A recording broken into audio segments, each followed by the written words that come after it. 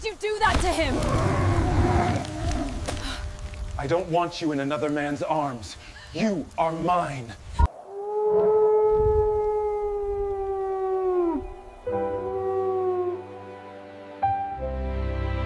Prologue.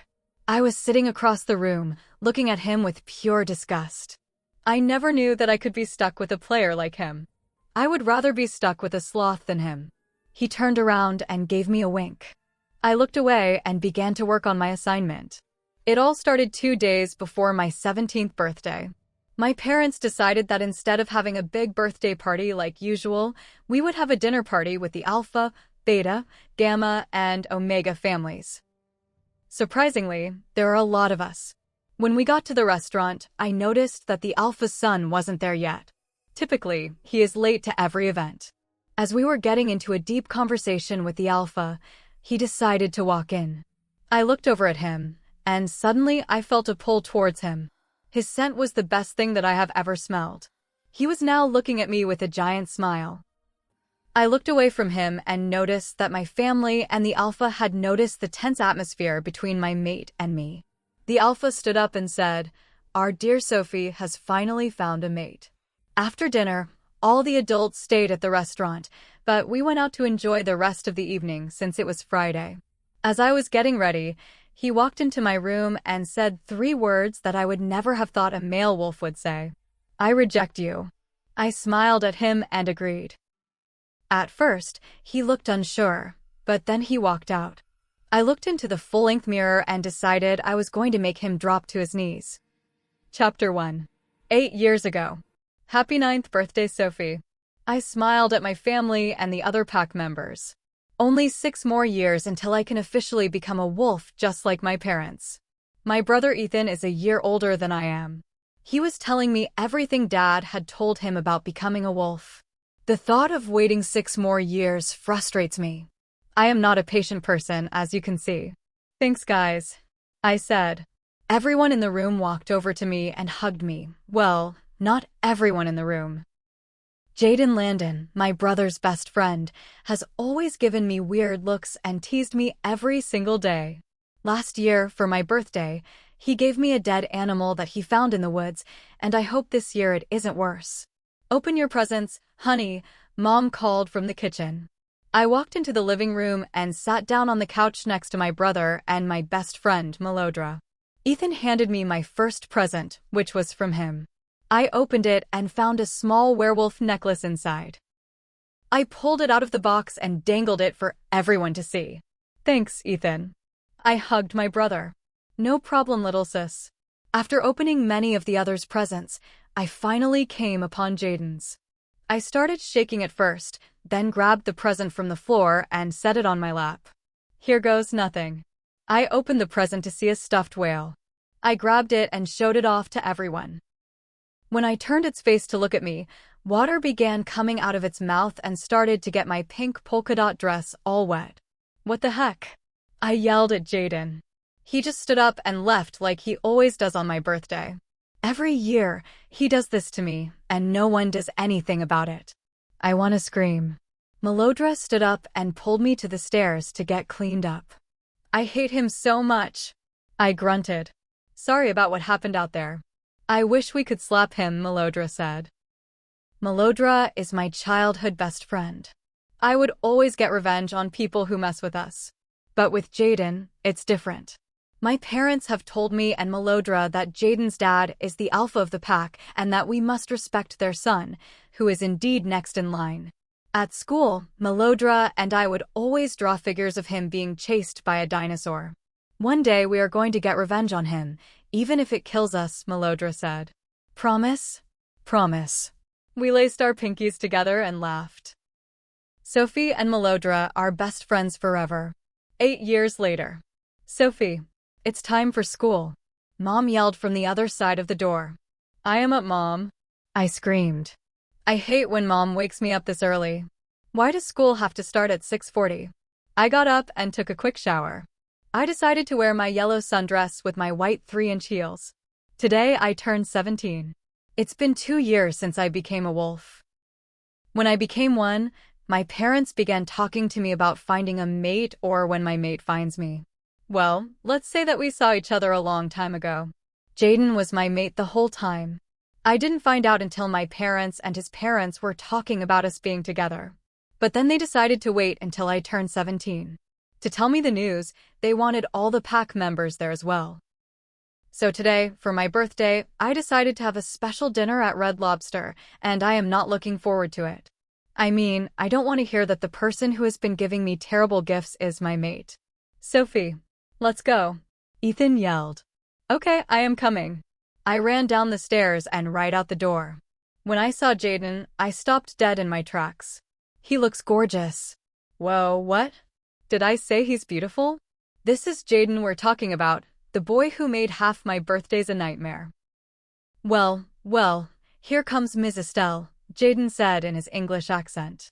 Have I mentioned that this boy has an English accent? It makes him very popular at my school. He is a total player. Every week, he would bring different girls to his house. Not that I am jealous, it's just that every time he leaves his window open, I have to hear everything that goes on. Hello, player, I greeted him.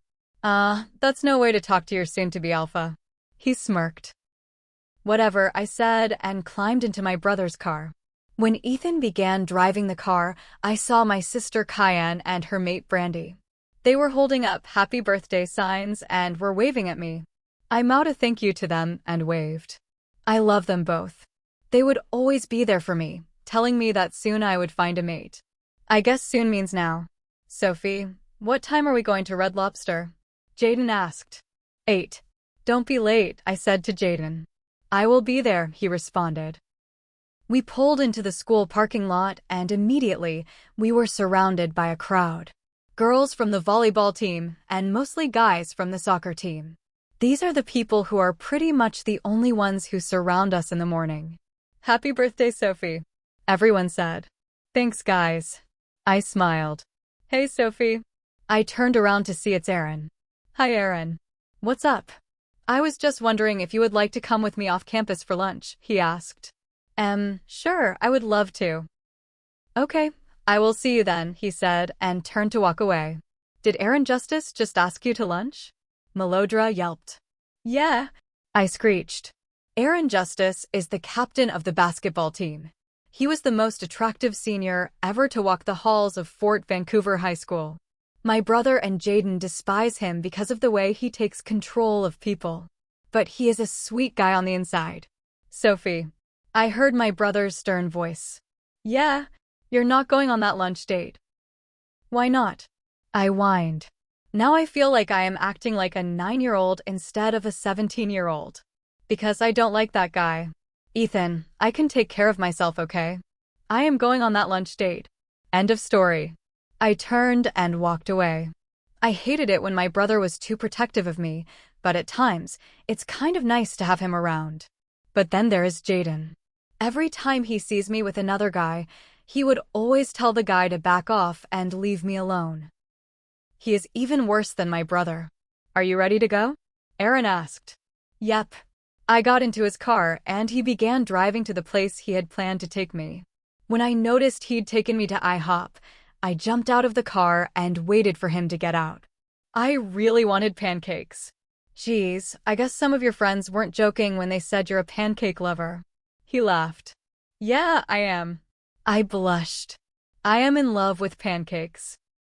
You can put anything you want on them, like strawberries and whipped cream, which is my favorite. Not even my brother knows that I really wanted to come to IHOP. That's why I love it. It's a pancake house. 2 people. The waitress asked. Yes, he responded. As I walked behind her, I saw a few other girls checking out Aaron. I mean, he is charming. Who wouldn't want to see him? Every time I tried talking to him out in the hall, he would always walk away and ignore the other volleyball players and me. I guess he doesn't want any more admirers than he already has. At my school, they created an Aaron, We Love You club. I am not even joking. There are 40 to 50 girls in that club. Okay, what can I get you to drink? I'll have a large glass of orange juice, I said. Coffee. Okay, I will be back with your drinks and then take your orders, she said, then left me with Aaron. I looked at the menu, trying to find the pancake section. When I finally found it, I was shocked to see a pancake sandwich, 2 pancakes with strawberry jam and whipped cream between them. I was definitely going to order that. "What are you getting?" he asked. "The pancake sandwich." "You." "Cheese omelet," he responded. "So what's with your brother these days?" "I always come walking up to you, and then he would always tell me to stop and back off," he told me. "Ethan tells him to back off? So that's why he walks away from me."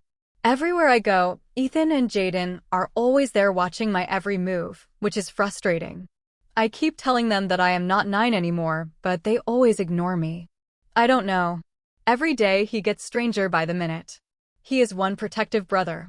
I can tell. He smiled. He has the most fantastic smile. What did I do to deserve this one lunch with him?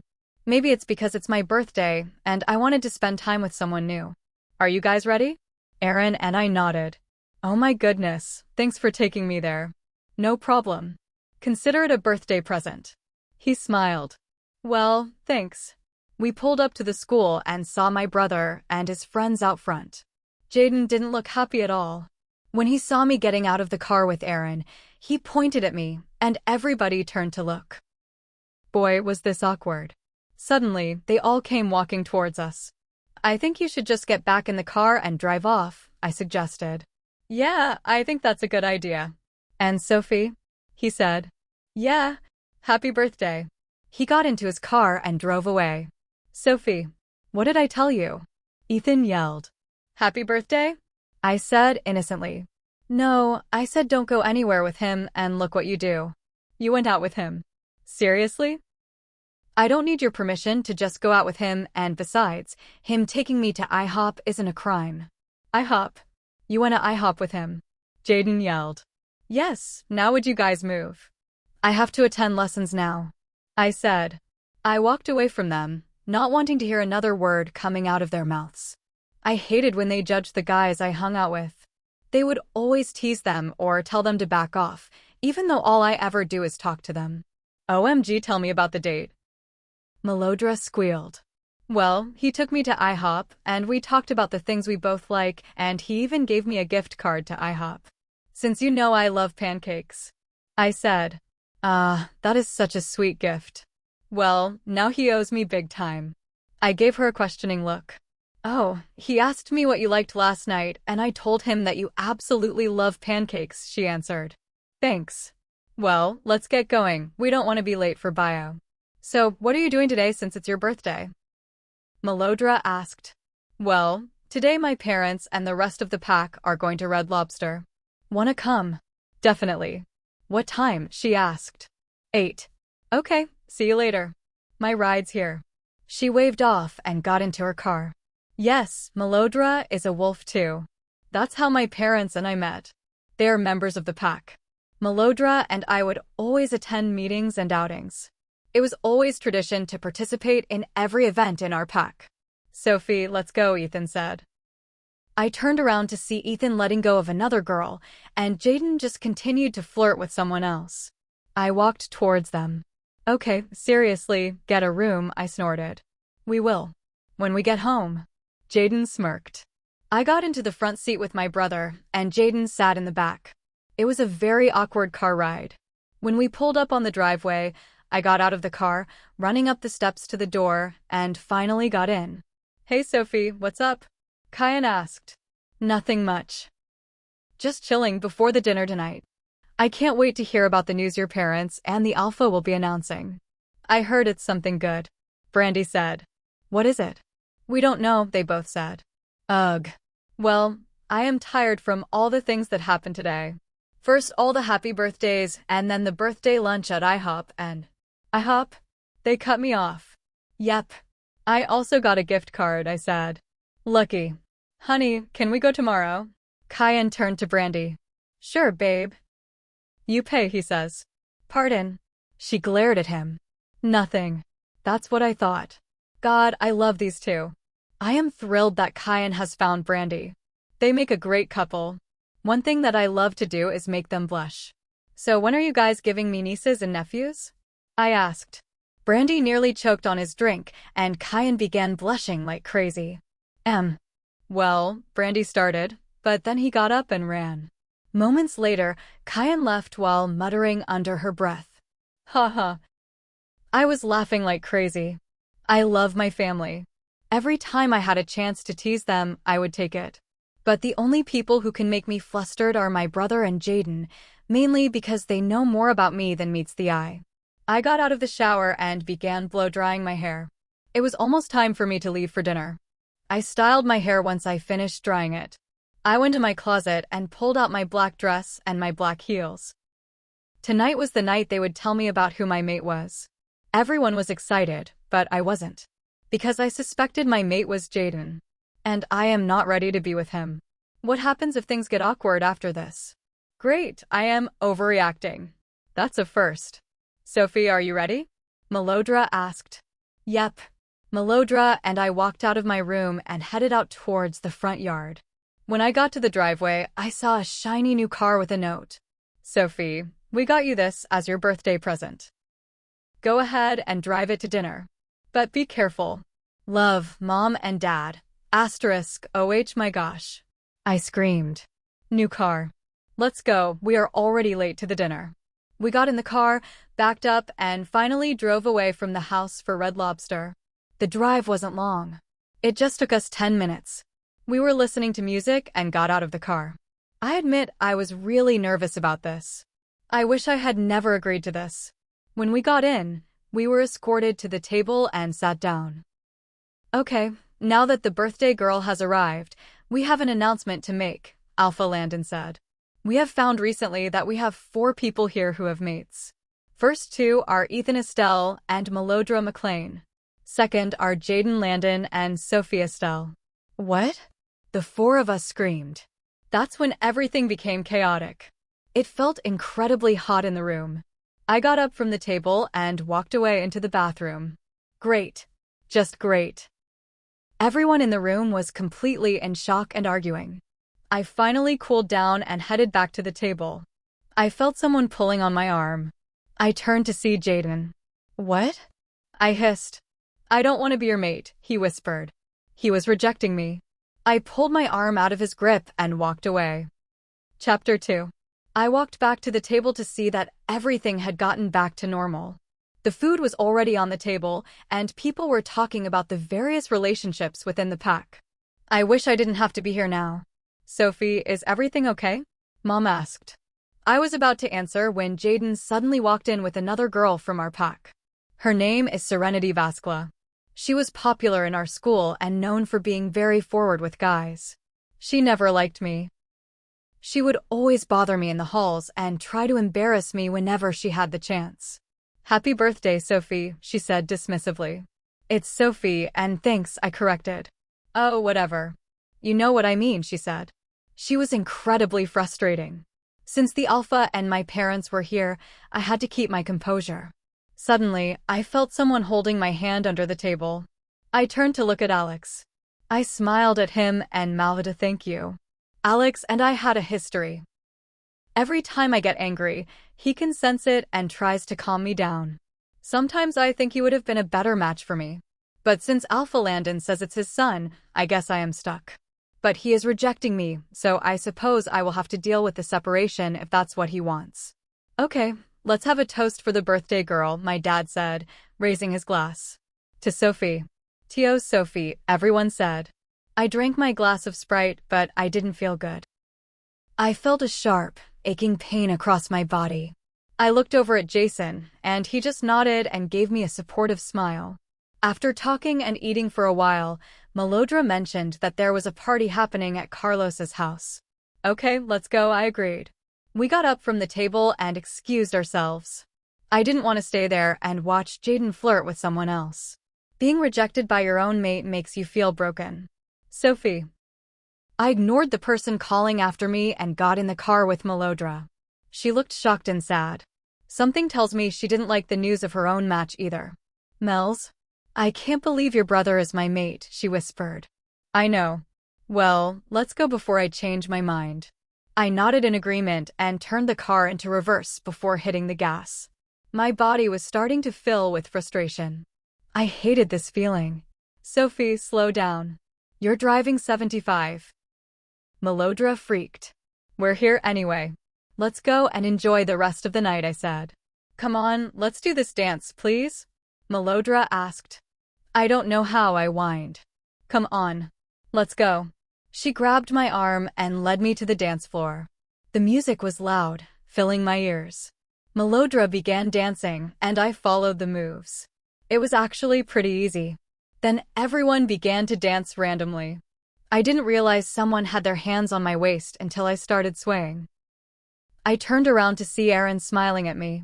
Hey, I said. Hello. How is your birthday going? Good, now that you're here, I replied. I turned around to see Melodra dancing with another guy and smiled. She really needed a distraction. On the way here, she was upset about how Ethan just stared at her and said nothing. I danced with Aaron for a few minutes, then headed to the kitchen for a drink. Do you guys have anything to drink? I asked. Yep. What would you like? A shot of Jack. He handed me the drink, and I took it down. After a few drinks, I went back to the floor. I tried to find Melodra, but she was nowhere to be seen. Sophie, why are Ethan and Jayden here? Carlos asked. I stopped dancing and froze. Jayden's here. Melodra's point of view. I was dancing on the floor with a guy whose name I didn't know. I was having a great time. Ever since Landon announced that my mate was none other than Ethan, I was in shock. All he did was stare at me and say nothing. I really didn't want to be in the same room as him. I turned around to look at the guy I was dancing with, and we started kissing. He was a good kisser, and I leaned into it. Suddenly, he was pulled away from me. I opened my eyes to see Ethan standing over him. Stay away from her, he yelled. I walked away, feeling angry. Who does he think he is? Oh yeah, my mate. Melodra. I heard him scream. I ran up the stairs and tried finding an unlocked door, but failed. When I found another pair of stairs leading to the backyard, I headed down. Melodra, stop, he said. I felt a hand on my arm. I turned to look at Ethan and glared at him. He ignored it and kissed me. The touch sent shivers down my spine, and our movements were perfectly in sync. I eventually pulled away and leaned against the wall, closing my eyes. Melodra, look at me. Please, he pleaded. I shook my head no. The kiss was enough to twist my emotions. I didn't need more. No. Just leave me alone. You're my mate. I can never leave you, he said. I looked at him to see if he meant it. His eyes were full of intensity. I don't know if I can believe you, Ethan. You're a player, I said. I want you. He kissed me again. I kissed him back. I couldn't believe Ethan Estelle wanted me. Ever since I turned 8, he would tease me, but then he started being sweet. He was my mate, and he didn't want a separation. But then I thought of Sophie. Jayden has rejected her. I pulled away and smiled at him. I want to go dance now, I said. Do I have to? He whined. You don't have to. I can always ask the guy I was just dancing with, I teased. He growled and pulled me to him. You're mine. Don't you ever forget that.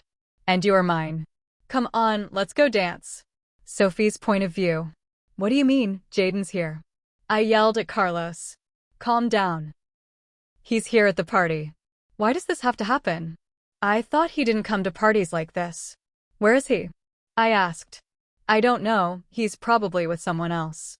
Carlos walked away, and I just stood there. I shook the feeling off and began dancing with Aaron again. You look beautiful tonight. Thanks. You don't look bad yourself. He came closer. I thought he was going to kiss me. I felt his breath on my skin before I felt someone pulling me back. When I felt hands wrapped around my waist, I turned around to come face to face with Jayden. I unwrapped his arms and began walking away. I can't believe he just did that.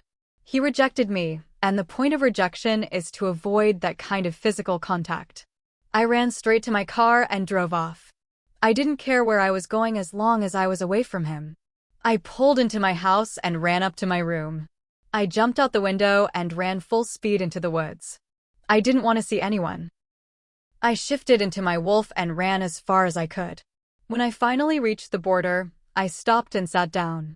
It was starting to rain hard. First, he rejected me. Second, he shows up at the party. Third, he messes with my emotions. I felt the rain running down my fur and felt calmer. I got up and began running back home. I am ready to face him again. Chapter 3. What were you thinking, Sophie? I just decided to walk around the woods for a while and... Yeah, and you were putting yourself in danger. Dad yelled. Sorry, okay. I just needed to get away for a while. You know, to relieve some of the pain, I explained.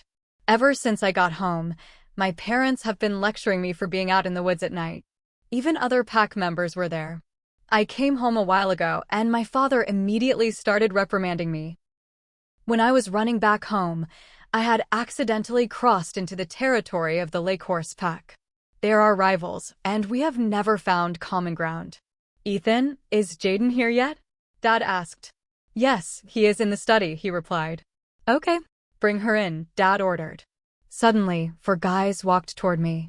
They lifted me up despite my protests. Put me down, I yelled. They ignored me and carried me into the study. When they set me on the floor, they left, closing the door behind them.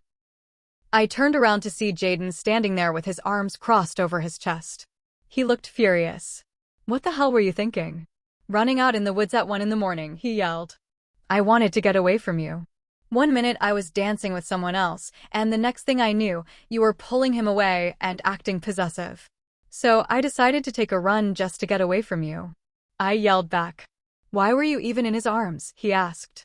I was dancing with him. Maybe you should try it. I don't want you in another man's arms, you hear me? He ordered. What? I am your mate, and I forbid you from going out or dancing with other guys, he hissed. You can't do this to me. I have the right to do whatever I want. I yelled. Whatever. If you disobey me, there will be consequences. With that, he left the room. I stood there, watching him leave. Who does he think he is? I know he is the future alpha, but he shouldn't have that power over me. He can't tell me I'm not allowed to be with anyone else while he is off with other people. I thought about his words and came to a conclusion. I am going to do whatever I want, whether he likes it or not. Starting Monday, he will be the one struggling. I woke up on Monday morning extra early to get ready for the day ahead. I put on my white shorts and my blue long-sleeve v-neck. I grabbed my blue Converse and my bag and headed downstairs. I ran to my car and headed straight for downtown. The phone rang. Hello, I said. Where the heck are you? I heard Ethan yell. I am driving to school. Okay, but I would like to talk to you about Melodra later. Okay, talk soon. I hung up. Hello, how can I help you? The receptionist asked. Can I speak to Sophie Estelle? I asked. Sure, and what's your name? Sophie Estelle, I responded. She picked up the phone and dialed Sophie's number. After a couple of seconds, she turned back to me. Okay, she will be right out. I smiled and took a seat in the waiting room. Sophie, what are you doing here so early? Sophie asked. I was just wondering if you could help me with something, I said. I walked out of the salon with styled curls and a fresh manicure. I got in my car and began driving to school. I was nervous but excited. Jayden wouldn't know what hit him. I pulled into the school parking lot and parked far from the entrance. It was a rare sunny day in Washington, a welcome change. I got out of my car and started walking toward the school. On the outside, I looked confident. When one of the football players pointed at me, everyone turned to look. I felt my face get warm as all eyes stayed on me. I looked to the side to see Jayden and Ethan watching. I waved at them and continued toward the front doors. When I reached the doors, I turned around and winked at everyone before heading to my locker, where my friends were waiting. Oh my God, Ricky said. Hi guys. Sophie, you look amazing, Melodra said. Thanks, you too. Melodra looked great in a light blue dress and white sandals. Thanks. I see a lot of guys watching you, she snickered. I looked around to see a group of guys checking me out. The plan was working. I gave them a smile and turned back to see that Ethan had his arm wrapped around Melodra. So you guys are? Yes, Ethan responded. Congrats, Melodra. You've got my brother now, I joked. He is mine now. Not just yet, he said. She gave him a confused look before realizing what he meant. Anyway, I am going to class now, I said. My first class was interesting. Some guys asked for my number and many stared. I felt a bit uncomfortable, but when the bell rang, I headed to my next lesson. Hey there. Want to go somewhere more private? A jock asked me as he ran his finger down my arm. I spotted Jayden glaring at us. I smiled at the guy and leaned in close to his ear. Maybe later? I whispered. I pulled away, kissed him on the cheek, and walked off. I found Melodra and Ricky talking with Ethan and Jayden. Hey guys, I said. Sophie, are we still on for Friday night? Ricky asked. What's happening on Friday? Jayden asked his sister. Jayden and Ricky are siblings, and I love how she annoys him. Well, me, Sophie, Melodra, and some of the guys from the rugby team are going to this new club this Friday. No mates allowed, she said. Jayden turned to me, and I gave him a cold glare. I turned my attention back to Ricky. I hated being this close to him, but I was done with him messing with my head. Now it was his turn. Jayden's point of view. I watched her closely as she talked to Troy. She was smiling and laughing. I watched as he trailed his fingers down her arm. I fought the urge to pull her away. She leaned in and whispered something to him, and he started smiling.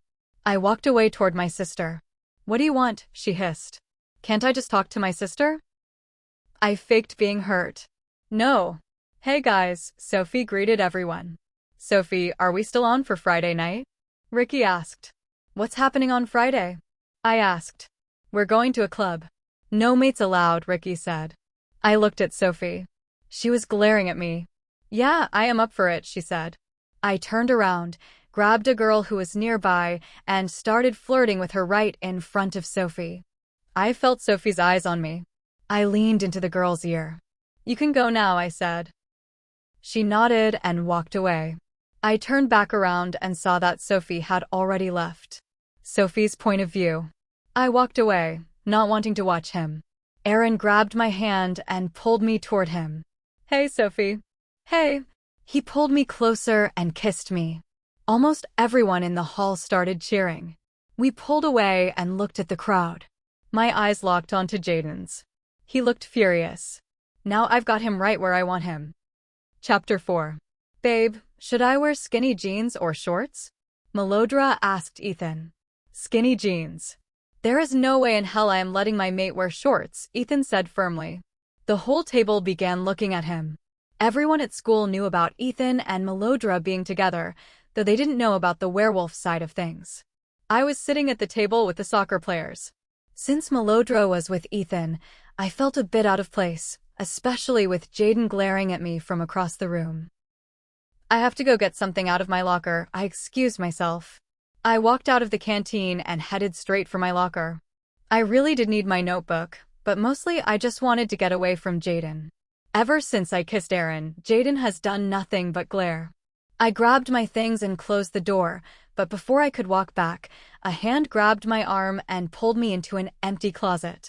The light flickered on, and I saw Jayden standing there. What do you want? I hissed. What did I tell you 2 nights ago? He whispered harshly. I don't know what you're talking about, I said innocently. I told you I don't want you hanging out with anyone else, or else, he hissed. Or else what? I will mark you, he warned. He stepped toward me, and I backed up until I hit the wall. He leaned forward, holding my neck gently so I couldn't move. I felt his lips against my skin, and I shivered at the touch. Fortunately, someone knocked on the door, and he pulled away. You're lucky we are at school. I'll deal with you when you get home, he said before walking out. I didn't want to know what he meant by that. First, he rejects me. Then, he tells me I can't be with anyone else. Now, he's threatening to claim me. In our world, marking someone is a permanent bond, a profound intimacy. Since I wasn't planning on that, there was no way I was going to let him claim me. I walked out of the closet and headed for the front of the school. I pulled out my phone and dialed Aaron. Hey, he answered. Hey, can you come get me? I asked. Where to? Anywhere but here, I responded. Melodra's point of view. I walked out of the canteen and headed to class. I waited for Sophie, but she never showed up. I pulled out my phone and texted her. Me, Sophie, where are you? Sophie, I'm with Aaron. I skipped. Sorry. Me, Aaron, huh? Well, okay. See you later. Sophie, talk soon. Where's Sophie? Ethan asked me after school ended. He had been asking me about his sister all afternoon. I tried to change the subject. I could have told him, but Jayden was standing right there, and I had a feeling he had already cornered her earlier. She went home early, I said nervously. Why? I didn't finish the sentence. I just ran toward my car and tried to unlock it. I didn't make it. Ethan caught me by the waist while Jayden stood by, both of them looking at me like they knew I was hiding something. Where is she? Jayden yelled. She is with Aaron. At least he won't reject her. I yelled back. What did you just say? Jayden asked, his voice low. Nothing. Now excuse me, I need to go. I pushed past them. If Jayden is going to act like this every time Sophie is with someone else, then why did he reject her in the first place? I pulled out of the parking lot and left. I didn't know exactly where I was going, but I knew I needed to get away from the tension in Woodland. Chapter 5. Sophie's point of view. I dropped off Aaron at his house at 9. I haven't been home yet, nor am I planning on going home quite yet. But I have to. The good thing is that my parents are home, which means Jayden can't do anything to me yet. I drove home feeling quite nervous. I have never been in this position in my life. I wish Aaron were my mate instead of Jayden. My life feels incredibly complicated right now. I pulled into my driveway and saw Jayden with someone else. He hasn't changed at all. When I slammed my car door, I quickly ran up the steps. I didn't want to think about his threats. I got inside and locked the doors. I went into the living room to see Cayenne and Brandy. How was today, Sophie? Cayenne asked. The plan worked. But now he is threatening to mark me, I explained. Her eyes went wide. Isn't that a little harsh? I don't care. If he tries to mark me, he has to realize what that means for our bond. There is no way I am getting that close to the person who rejected me. I took the remote from Brandy and started watching TV. I sat back and closed my eyes, eventually drifting into a deep sleep. Cayenne's point of view. Brandy, could you take her up to her room, please? I asked. He nodded, picked Sophie up, and took her upstairs. I thought about Jayden's threat. You shouldn't mark someone against their will. Besides, Jayden isn't the alpha yet. What kind of man would reject my sister and then try to control her? She wouldn't do anything reckless, but it was clear he was conflicted about the bond. I heard the doorbell ring. I headed toward the door and instantly regretted opening it. Where is Sophie? He hissed. What do you want, Jayden? I asked harshly. I want to talk to her. She isn't here, I said. Where is she then? She went away to get far away from you, I sneered. He started to walk toward me, but he stopped when Brandy appeared by my side. Brandy wrapped his arms around my waist and pulled me close. What are you doing here? Brandy demanded. I am here to see Sophie. But since your mate said she went away, I guess I should go find her, Jayden smirked. Don't you dare look for her. All you want to do is keep her on a string while you're with other people, I yelled. Whatever. You both are lucky I'm leaving you alone right now, Jayden said. Don't try to play games with her, Jayden. You're the one who rejected her, so technically you shouldn't be involved with her at all right now. Don't even think about bossing her around, I told him. I can do whatever I please, he sneered. What's going on? I heard a new voice. Sophie, go back. I have this under control, I said. No. Let me talk to him alone, please, she asked. Fine, but if he tries anything, call us, Brandy warned. She nodded, and we headed upstairs, still worrying about her. Sophie's point of view. I watched as my sister walked away. I knew they were watching over me, but this was my problem. What do you want? I asked. I want you to stop playing games with me, he yelled. I rolled my eyes. You're the one who rejected me. I am not yours. I am allowed to be with whoever I want, so do me a favor and leave.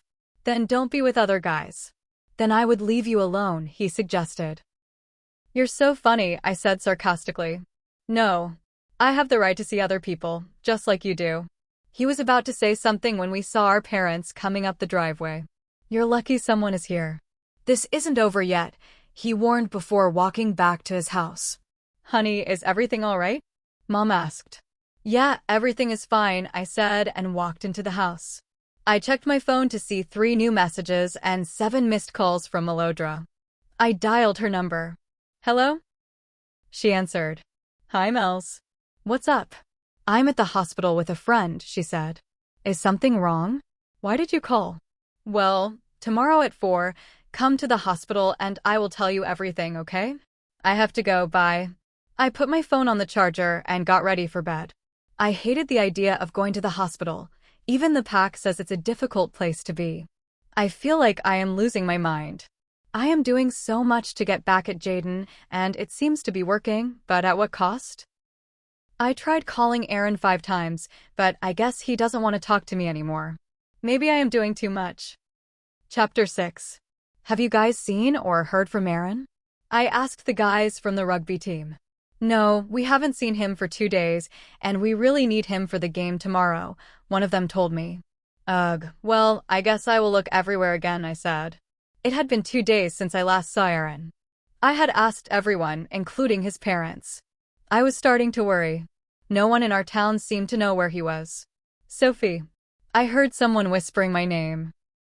I turned around to see Jayden Turner. He is known around our pack and is part of the horseshoe pack. I never liked him. I never trusted the kid and avoided associating with him. What do you want? I asked coldly. I know what happened to that Aaron kid, he whispered. I was about to walk away, but when I heard those words, I stopped and looked at him. What do you mean you know? I hissed. I know what happened to him, he said. I took 2 steps toward him and looked him straight in the eyes. Tell me. I walked down the halls full of anger. I couldn't believe Jayden would do this. He rejects me, and then he goes and... Sophie, someone shouted, cutting off my thoughts. Yeah, I said. I found out about Aaron, and I know where he is, Melodra panted, out of breath. I stopped in my tracks and grabbed her hand. Where is he? In the woods, she said. Let's go. We walked down the halls and out the front doors. I couldn't believe Jayden would go this far. If he doesn't want me, why can't he let me be? Because of him, I was losing the only person who treated me well. I got into my car and pulled away from the school. I heard Melodra on the phone, telling Ethan to tell Jayden that my mom and I went shopping and wouldn't be back until later. If Jayden found out the truth, all hell would break loose. I reached the edge of the woods in Woodland. I got out of my car, grabbed my flashlight, and started walking north. I heard the crack of wood and saw a small fire in the distance. As I got closer, I saw something that made my heart stop. I saw familiar clothes on the ground and started running. When I got close enough, the scene was horrific. There was no doubt that someone had met a violent end here. I sat down on a log, staring at the remnants of the fire, in complete shock. I couldn't believe Jayden was capable of this. I would never have gone out with Aaron if I had known it would lead to this. Sophie, what are you doing here? I heard a familiar, angry voice. Why would you do that to him? I yelled at him from across the table. Because he was all over you and I couldn't take it, Jayden mumbled. You rejected me. So why would you care who I am with? I yelled. He just stood there. I looked him in the eyes and saw an intensity there that I couldn't quite place. I waited for him to speak, but he remained silent for a long time. He stopped. You what? I snapped. Never mind. I will be watching you from now on, he said, turning to leave. I ran upstairs, closing the door behind me. I didn't want to talk to anyone. I had lost the one guy who actually talked to me like I was the only person in the world. Now he was gone because of Jayden. I picked up my phone and dialed a number. I would like to book a flight, I said. Jayden walked to his house feeling stressed. He tried to justify his actions to himself, believing that removing the competition was the only way, but he knew Sophie was hurting. He went upstairs to his room, where Serenity was waiting for him. Hello, baby, she said. Hey. He gave her a small smile and walked toward her. Meanwhile, Melodra and Ethan were watching the news. When they showed a report on the disappearance and suspected foul play regarding Aaron, Melodra knew it was Jayden's doing. Jayden had been planning this for days. Now, a sense of fear was hanging over the town. I can't believe this, Ethan said. I know. I don't know how Sophie is dealing with this. She's been so depressed. I think you need to talk to Jayden, she suggested. I will. I should do it now.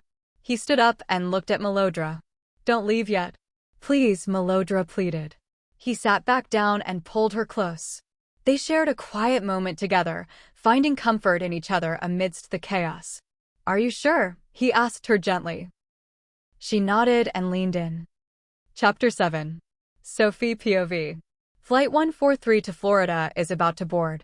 Please have your ticket out, the agent said over the microphone. I stood up, grabbed my bag, and walked toward the desk. Sophie Estelle? She asked. Yeah. Okay. Enjoy your flight, she said after scanning my ticket. I nodded and walked down the terminal toward the plane. I was leaving Vancouver. I couldn't stand the sight of Jayden anymore, especially after what he did. I packed my things and left a note for my parents. I buckled my seatbelt, ready for the long journey to Florida. Jayden POV. I drove to school with a smirk on my face. I kept replaying what I did to Aaron. I felt like it was necessary, but a small part of me wondered if I had gone too far. I parked and stepped out of the car. Jayden, what's up? Tyler asked. Nothing much. Are you attending the emergency pack meeting tonight? I asked.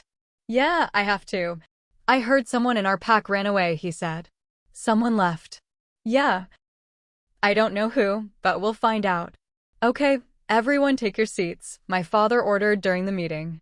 I sat down next to Troy and Jason. This morning we found out that a member of our pack has left, my father announced. The room filled with whispers. Her name is Sophie Estelle, he continued. Sophie. My mate had left Vancouver because of me. I felt a surge of anger and tension. Everything was going wrong. Sophie. Sophie, honey, when are you coming home? My mom asked over the phone. I don't know, but I'm staying at Aunt Kelly's house for a while, I responded. Okay. Ethan, your father, and I will be there in 2 days. Please be careful, she said. I will, Mom. I have to go unpack. I'll call you later. I walked into the living room to find Melodra. She had followed me to Florida to get away from the tension back home.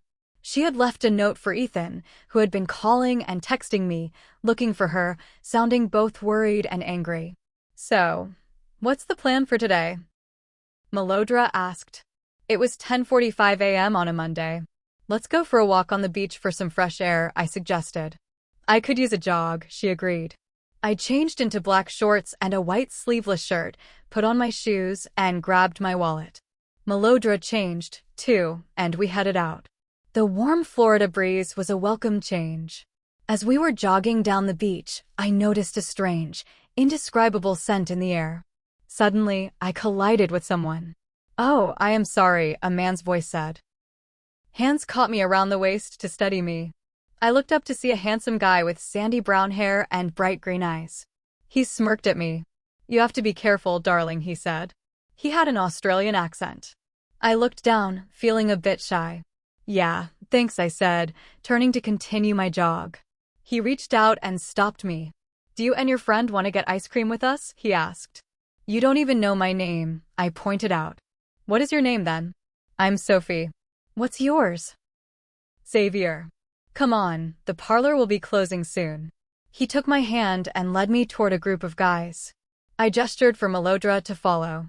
She rolled her eyes, but joined us. That was great ice cream, I said an hour later. First time in 8 years?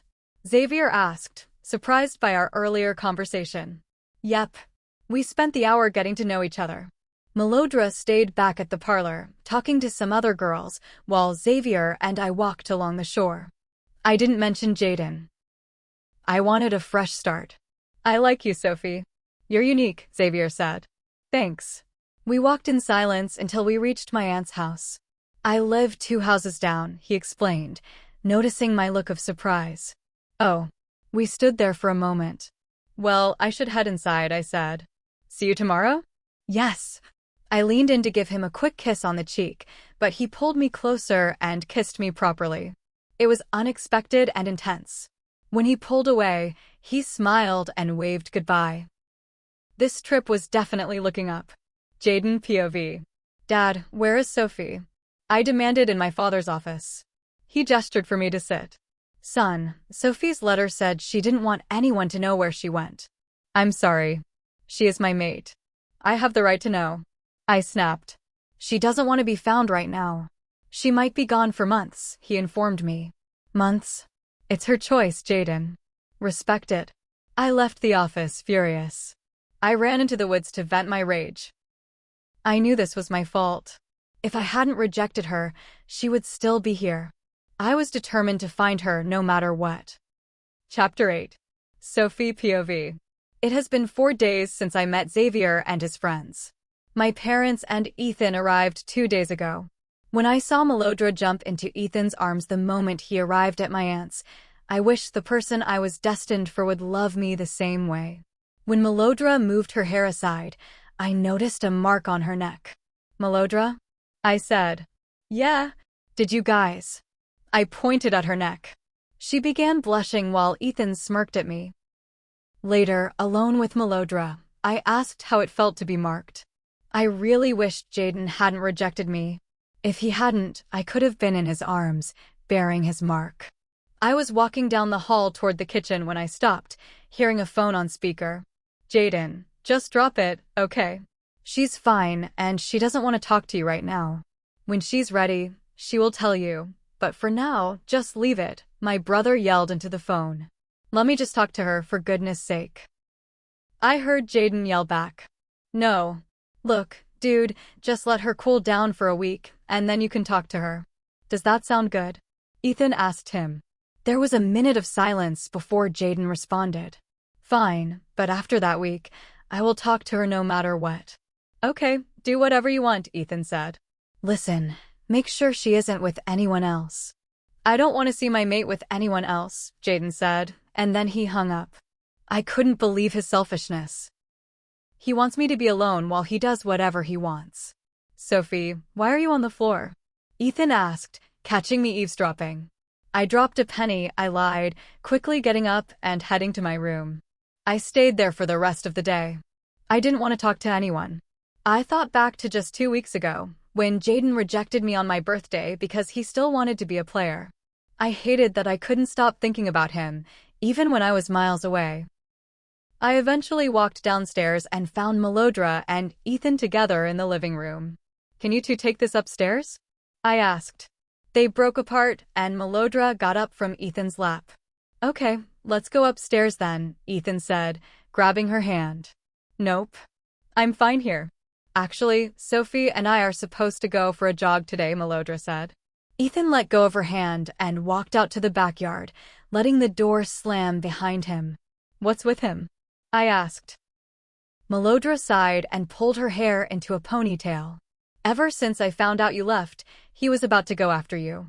I just acted quickly, packed my bags, and called the airport.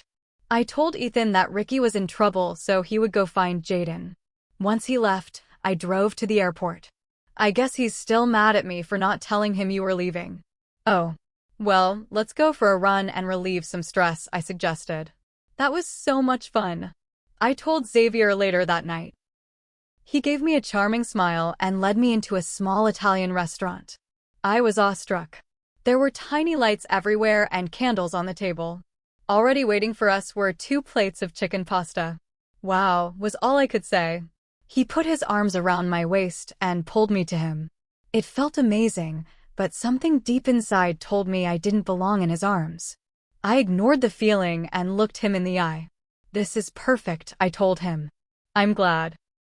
This is the first time I've actually tried this hard to impress a girl, he said. Well, it's working. I leaned in and kissed him. After a while, we sat down to eat. So, do you go to school or work? I asked him. I work, and sometimes I'm homeschooled, he said. What's your job? Taxi driver. Interesting, I said. What do you do with most of your time? I mostly go to school, and at times I stopped myself. Was I about to tell him I was a wolf? You turn into a wolf? He asked. I gave him a shocked look. How did he know? I'm a wolf too. Don't worry, I won't tell anyone, he winked, giving me a reassuring smile. My eyes widened. I was genuinely surprised. Really? Yep.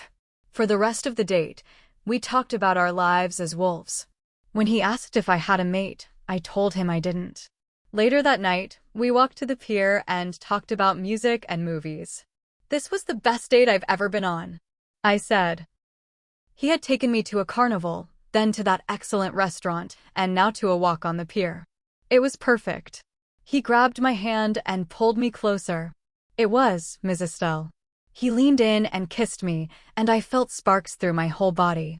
We eventually pulled away, both of us breathless. "Good night, Sophie," he said, kissing my forehead before leaving. I smiled as I walked back to my aunt's house. I walked in to find my family waiting for me in the living room. "Hi, guys," I said. "Sophie, please sit down," Mom said. I sat next to my brother, pulling my knees to my chest. "What's going on?" My family exchanged glances. "The Alpha wants us to go back to Vancouver." "All of us," Mom said. "Why?" "There's a new pack coming to town, and since your father is second in command, he needs to be there," she explained. "We're leaving in about 4 days," my father added. I stared at them. I had to go back and see Jayden again so soon? Do I have to go? Yes. The visiting pack needs to meet the new leadership, including the future Alpha, Dad said. I stood up and left the room. I didn't want to think about Jayden. I went to my room and began to cry. It seemed like all I did was cry whenever he was mentioned. My escape was ending, and I only had 4 days left with Xavier. I decided to make the most of my time with him. Chapter 9. Sophie POV. "What's with the sad face, babe?" Xavier asked me. I turned to look him in the eye and gave him a small smile. "Well, my family got a call from our leader. He wants us home soon because a new pack is coming to our town," I told him. "You're leaving too?" he asked. I nodded and gave him a questioning look. What did he mean by that? "My family and some of the others are relocating tomorrow." "I'm sorry I didn't tell you. I just didn't want to lose someone like you." "I'm going to miss you," he said. I smiled at him and turned to look at the sunset. Only 2 more days until we have to leave Florida and go back to that nightmare. But what made it even sadder was that Xavier wouldn't be here tomorrow. We might as well spend this moment together. I turned to look at him. "I'm going to miss you more," I said, and kissed him. "I'm going to miss you," I whispered to him. Xavier was leaving today. I was hugging him tightly and kissing his cheek. He kept telling me we would see each other soon, but soon felt like forever to me. "I'm going to miss you too," he whispered in my ear. We were at the airport waiting for the rest of his pack. I had met almost all of his friends, and they were all so sweet. I was really going to miss them. "Where are you going?" I asked. "I don't know yet. My dad won't tell the pack. He says we're going on a private plane because of a pack meeting on the way." "I'll make sure to text you when I get there," he said and kissed my cheek. He let me go and walked toward his group. I left the airport 20 minutes later and hopped in a taxi. I told the driver to take me to the one place I really wanted to be. Starbucks. Jayden POV. "Dad, when is the new pack coming?" I asked my father. "They are on their way, and the Estelle family is leaving Florida in 12 hours, he said. Sophie's family was coming back in 12 hours. That was enough time to prepare something for her, but what does a guy give a girl who probably despises him? "Why are you on Amazon?" I heard Ricky ask from behind me. I turned around to look at my sister. "None of your business." "What do you want?" "I was wondering if I could borrow your speaker dock," she asked. I was about to tell her to get out, but then I remembered she is best friends with Sophie. Maybe I should ask for her help. Or maybe not. "Hey, Ricky," I said. "Yeah?" She turned away from the dock and walked over. "What does Sophie like?" I asked. She stood there and gave me a stern glare. I guess she knows about the rejection. They are best friends, after all. "Look, Jayden, I don't think she's ever going to forgive you. You rejected her on her birthday. That was low."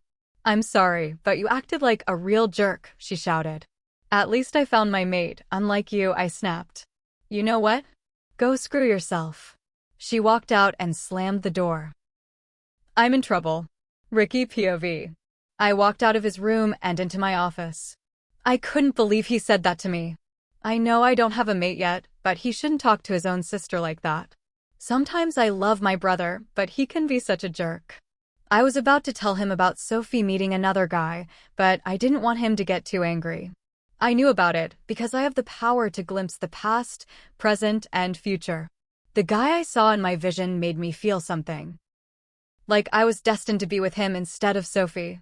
When I saw them together, I felt a strange surge of jealousy, which isn't like me. I kept wondering why I felt that way about a stranger. Then it hit me, the guy is my mate. "Ricky, could you come down here, please?" my mother called. I walked downstairs to the kitchen to see two new people. "Ricky, this is the Alpha and Luna from the visiting pack. Meet Michael and Jenna," she said. "Hi. I'm Ricky Landon," I said, shaking their hands. "Sorry our son and daughter aren't here yet," Jenna said. "They will arrive tonight when the Estelle family gets here." "What time is the meeting?" I left my parents with Michael and Jenna. I was looking forward to meeting the new pack at the bonfire tonight. My parents throw the best bonfires in town. I went in my room to pick out an outfit, a blue sundress, white heels, and a shell necklace. "Welcome to our pack house. Please take a seat, and we will start shortly," I said. The pack had been arriving for 30 minutes, but Sophie wasn't here yet. I hoped I could talk to her before Jayden did.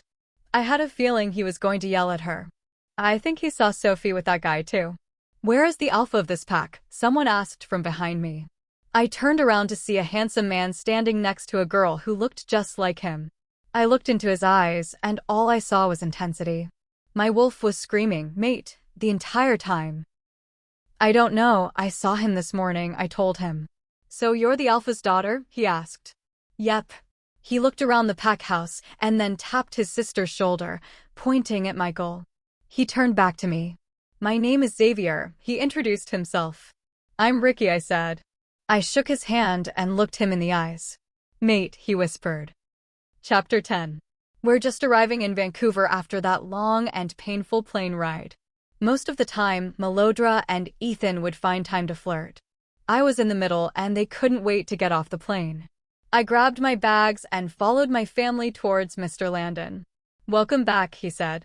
"Thanks," my father told him. We all got in the car and drove to the pack house, where everyone was waiting. I am really not looking forward to seeing Jayden this time. Who knows what he will do to me after I leave him here? Who knows, maybe he will claim me as his. I smirked at that thought and lowered myself into my seat. I began to think about Xavier and him having his arms around me. I really wish I were with him, but I guess I have to be where I belong, and I belong in his arms. After driving for what seemed like forever, we finally arrived at the pack house. I can hear people in the house, and by the sound of that, I know it was a whole house. Mrs. Landon greeted me at the doorway. "Welcome back, Sophie," she whispered. "Thanks," I said and hugged her back. She lets me go and leads me inside the house. After taking 10 steps into the pack house, I see Ricky talking to some guy. She was smiling at him, giving him her award-winning smile. By the look on her face, it looks like she found her mate. She looked at me and waved me over to her. I walked towards her and hugged her. I turned to look at the guy who was her mate, and I saw someone I never thought I would see again. "Xavier," I whispered. "I would just like to welcome back the Estelle family from their vacations and welcome to the new pack. We all just found out that the hunters have already taken over some land in Florida and Mississippi. If they ever come here, then we will be ready," Alpha Landon said.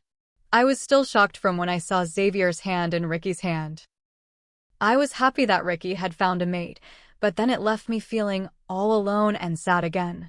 I really thought Xavier was the one, but then again, fate has decided that I am with Jayden, and by fate, I mean Alpha Landon and Luna. Throughout the meeting, we listened to the Alpha talk about the hunters' future possibilities here. After that, I tuned out. Before we end this little gathering, I would just like to announce our future Alpha and Luna. My son, Jayden Landon, and the beta's daughter, Sophie Estelle, he announced. I turned my head to look at Xavier's face. He looked happy for me, yet a little hurt. I gave him a small smile and walked up the stage where Jayden's dad was. I stood next to Jayden as everyone clapped. I turned to Jayden and looked him in the eyes for the first time in a week. "Kiss, kiss, kiss," I heard someone in the audience say, and then everyone joined him. Jayden's arms wrapped around my waist and pulled me to him. "Sorry," he said, and then he pressed his lips to mine. Her lips against mine felt like they were in the right place. Our lips moved in sync. I wonder if she'll be mad at me after this. Maybe she will. Perhaps she wouldn't, but who cares? I pulled away from her, but I kept my arms around her waist and turned to everyone and smiled at them. I turned to look at my sister Ricky, who was smiling and talking to this guy. He seems quite familiar, but who knows, maybe he could be a stranger for all I care. When Sophie and I walked off the stage and headed towards the empty living room, I sat down and pulled her next to me. "Why did you leave?" I asked her. She turned to look at me, and I saw hurt in her eyes. Was it because I rejected her, or because of the way I handled the competition? One thing I didn't know was why I reacted so harshly, maybe because I was so angry at him for touching Sophie. I couldn't take seeing my mate with any other women. It pained me to see that the one person who is destined to be with me was rejecting me and then being with someone else. "How would you feel if I rejected you and I went around with everyone else?" she asked. She had a point. If she had rejected me, I would have claimed her there and then, but I was so foolish that I just dismissed her on her birthday. That's even worse. "Look, Sophie," I said. "No, I can't. I just can't. Look, Jayden, you made your decision, and I guess you don't want me. If you want serenity, then fine. Go be with her for all I care. Actually, why don't you go be with anyone else?" With that, she left the room and walked back into the pack house. I know I should have gone after her, but then I knew she wanted to be alone. I was a complete idiot for rejecting her. I heard that if you don't commit to your mate in a year or so, they might move on or even find another partner. I was determined not to let that happen. I am going to make her mine. Chapter 11. I was getting dressed for my first day back at school. Since I left for Florida, I think I've fallen behind on some of the work, so I guess I can't really avoid Xavier and Jayden forever. I sighed, changed into my black skinny jeans and white V-neck shirt, then put on my black leather jacket. I walked out of my room and bumped straight into someone. "Watch where you're going," I said to Jayden. "I am. I just want to talk to you," he said. I turned to walk away, but his hand on my upper arm pulled me back to where I was standing. I said, "I want to talk to you." He said it more sternly this time. "What do you want?" I yelled.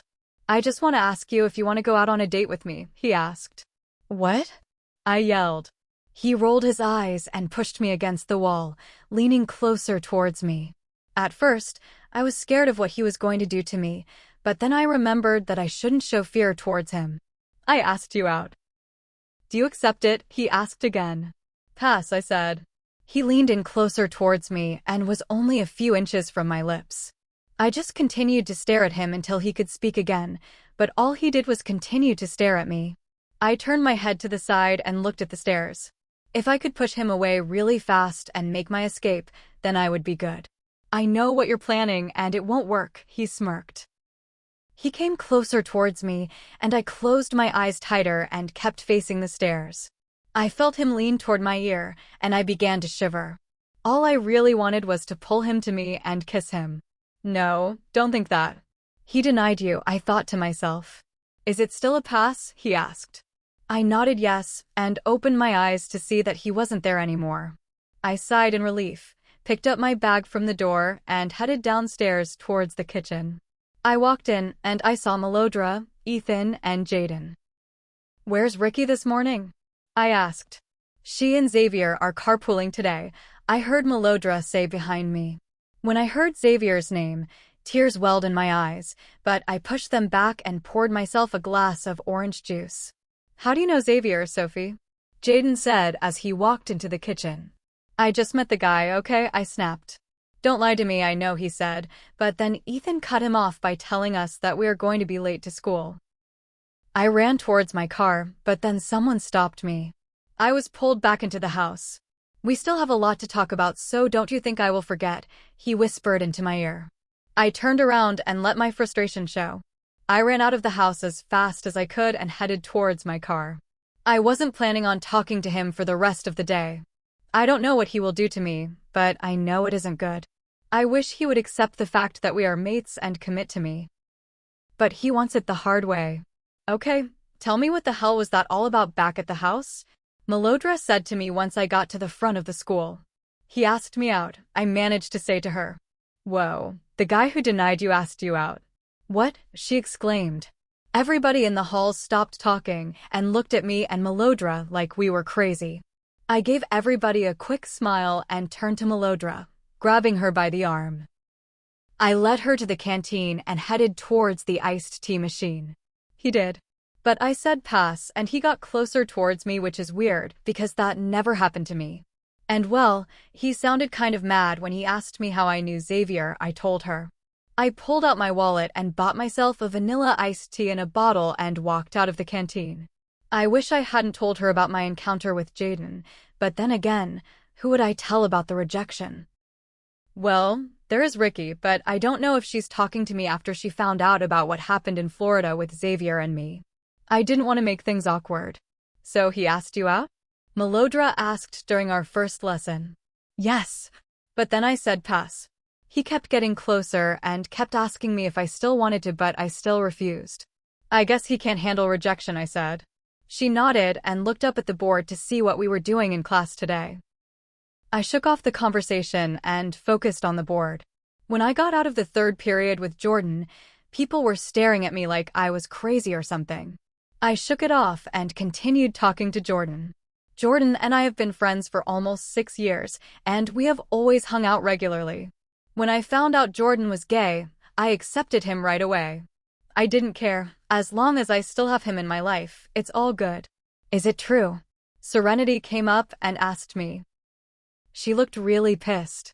It's like one of those days when a person breaks their nail. What are you talking about? I asked.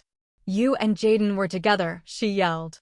Suddenly, I felt like I had stopped breathing. What the hell is she even talking about? I didn't even sleep with Jayden, and I probably never will. Are you high or something? I yelled at her. Jayden told me that you were together and that you guys are going out, she said. What? I never slept with Jayden, and I will never, ever sleep with that guy. Get through your skull, I yelled. I don't believe you, she snorted out. For the love that's all holy. I yelled. You want to know something? Jayden has a contagious illness.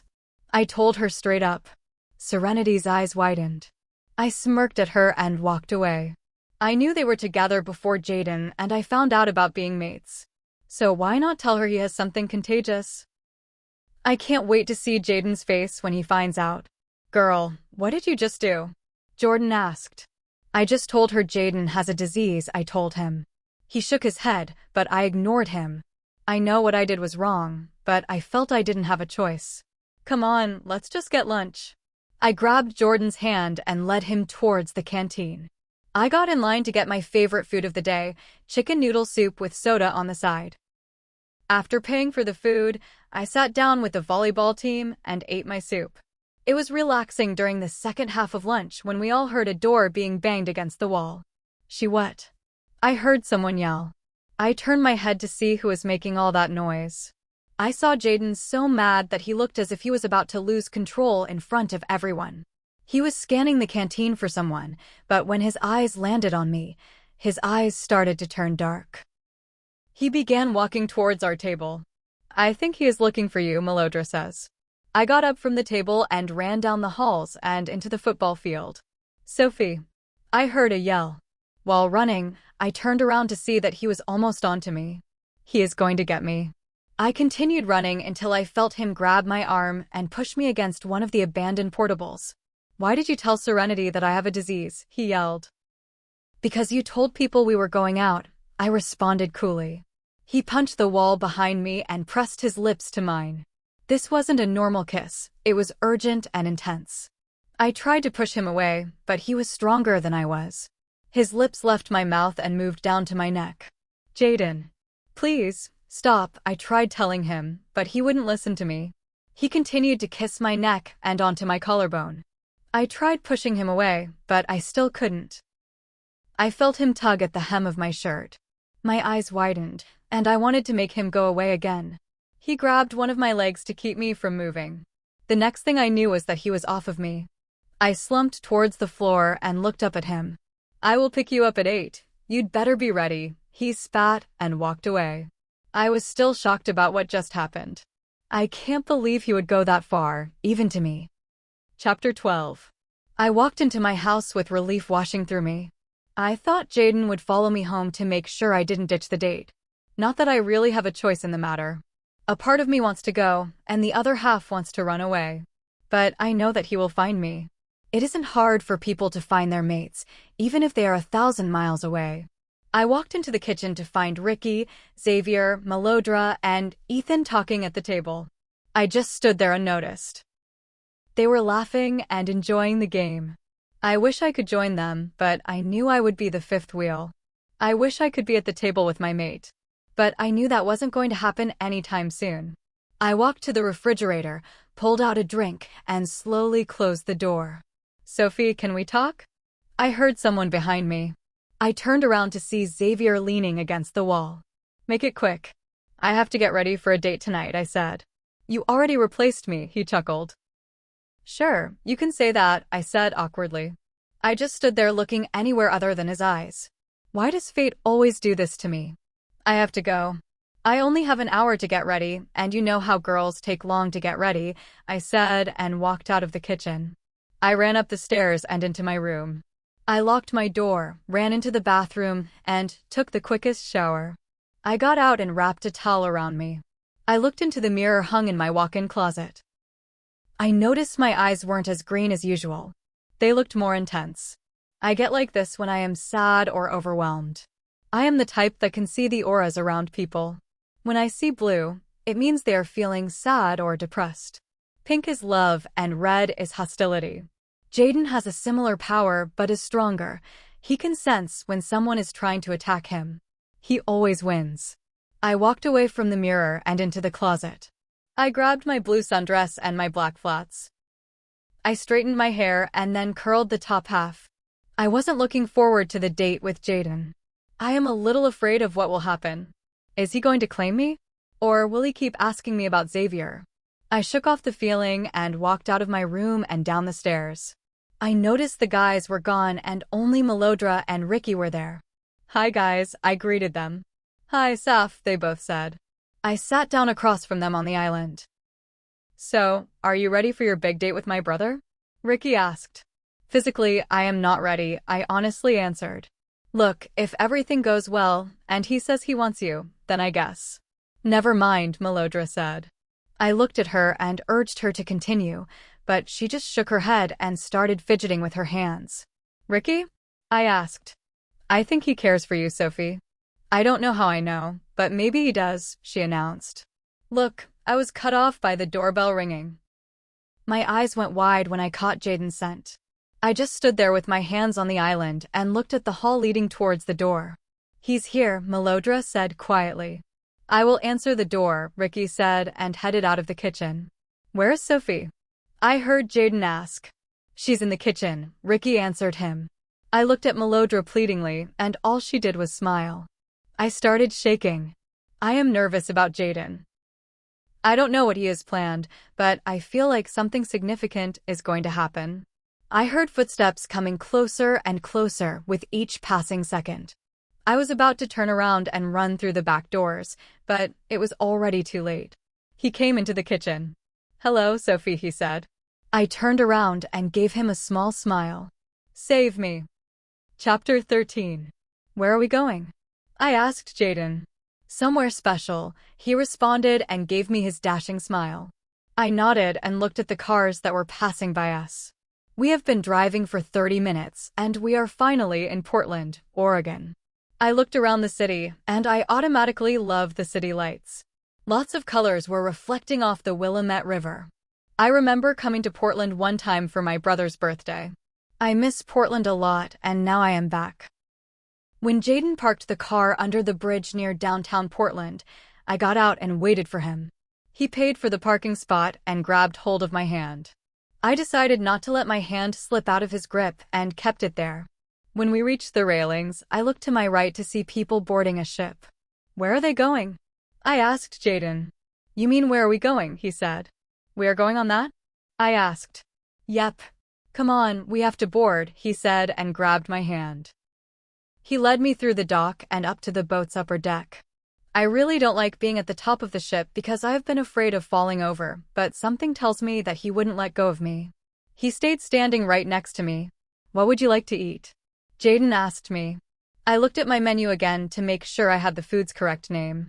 Whenever I go to a restaurant, I forget what I want and end up with something I don't like.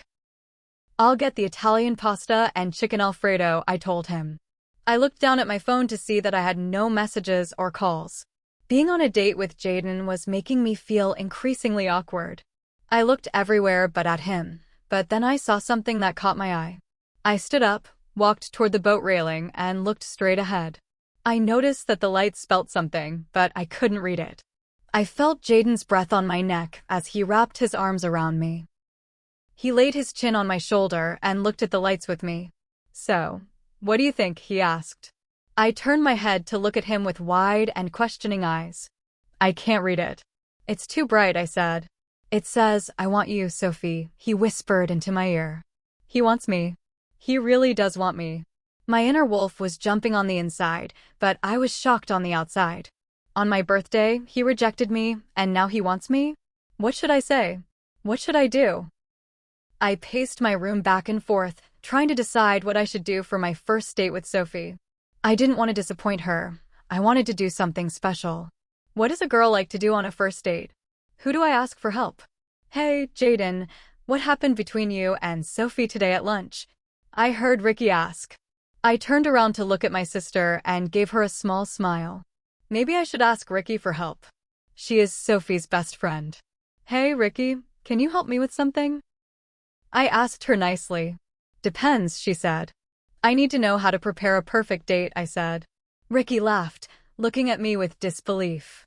I rolled my eyes and nodded my head at her. "Okay, well, what you could do is take her for a walk in the most beautiful place in Washington or Oregon. I would suggest taking her to Portland, Oregon."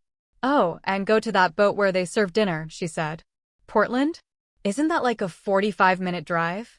I asked. "Yeah, kind of." "Who is this special girl?" she asked. I looked down and rubbed the back of my neck awkwardly. "Sophie," I managed to say. "Really?" she exclaimed. "Yes," I said with a hint of frustration. She walked out of the room and came back a few minutes later with a brochure and a bunch of lights in her arms. "Let's get to work then," she said and dropped the things on my bed. "It says, 'I want you, Sophie,'" I whispered into her ear. I heard murmurs of approval from the deck below us. I turned my head to see Ricky, Xavier, Malodra, and Ethan waiting in the back. I felt Sophie take in a deep breath, and I knew she was thinking about it. I felt bad about rejecting her. Now I am trying to make it up to her. "I don't know, Jayden," she said. I sighed and pulled her closer to me. "I just don't want to make any more mistakes, Sophie. Whenever I see you with another guy, it makes me feel angry. Like I want to protect you from everyone else," I confessed. "And you did. You took it too far with Aaron," she said. "I know, and I am sorry. Please give me a chance, and I promise to make things better this time," I said. She turned around in my arms and looked me straight in the eyes. I noticed hurt in those eyes, but also a hint of happiness. "Well, I will think about it." "Come on, let's go eat," she said. She walked around me and sat down at the table. "I had a good time," I said to him. "Me too," he responded. I got out of his car and walked up my front porch. I noticed that it was about to rain. I heard him close his car door and his footsteps coming up the steps. "Sophie, please think about it," he pleaded. "I will," I said, and turned around to open my door. He pulled me back and pressed his lips to mine. I felt a drop of rain on my cheek. I pulled away from the kiss and looked up at the sky. I looked at Jayden to see that his eyes were fixed on me. They were filled with intense emotion. This time, I leaned in and kissed him back. Chapter 14. Sophie POV. I was walking up the stairs holding Jayden's hand, moving quickly toward my room. People downstairs stared as we hurried past, but we ignored them and kept going. I opened my door and stepped inside. I was pressed lightly against the wall, and Jayden leaned in, holding me close. Time blurred as the moment stretched on, his arms around my waist, steady and familiar. When he finally pulled back, he whispered something I couldn't quite understand, and everything faded to black. "Oh my gosh," I yelled as I jolted awake. I looked around my room. Jayden wasn't there, and I was still fully dressed. That meant it had all been a dream. I sighed in relief, climbed out of bed, and headed to the bathroom. After a long bath, I wrapped a towel around myself and tied my damp hair into a messy bun. When I glanced at the mirror on my door, something caught my eye. A faint mark rested against my neck. A wolf mark.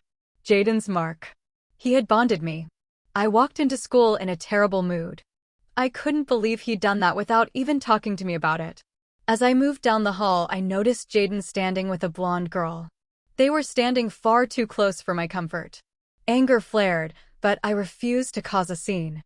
I turned and noticed an attractive Italian guy nearby.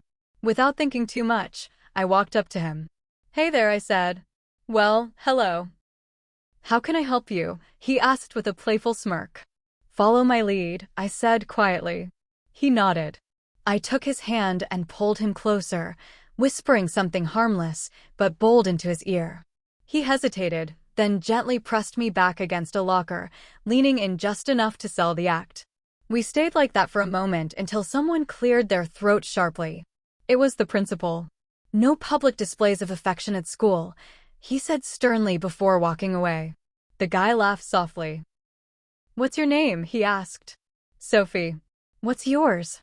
"Lucas," he said, offering his hand. I shook it. "Nice to meet you, Lucas."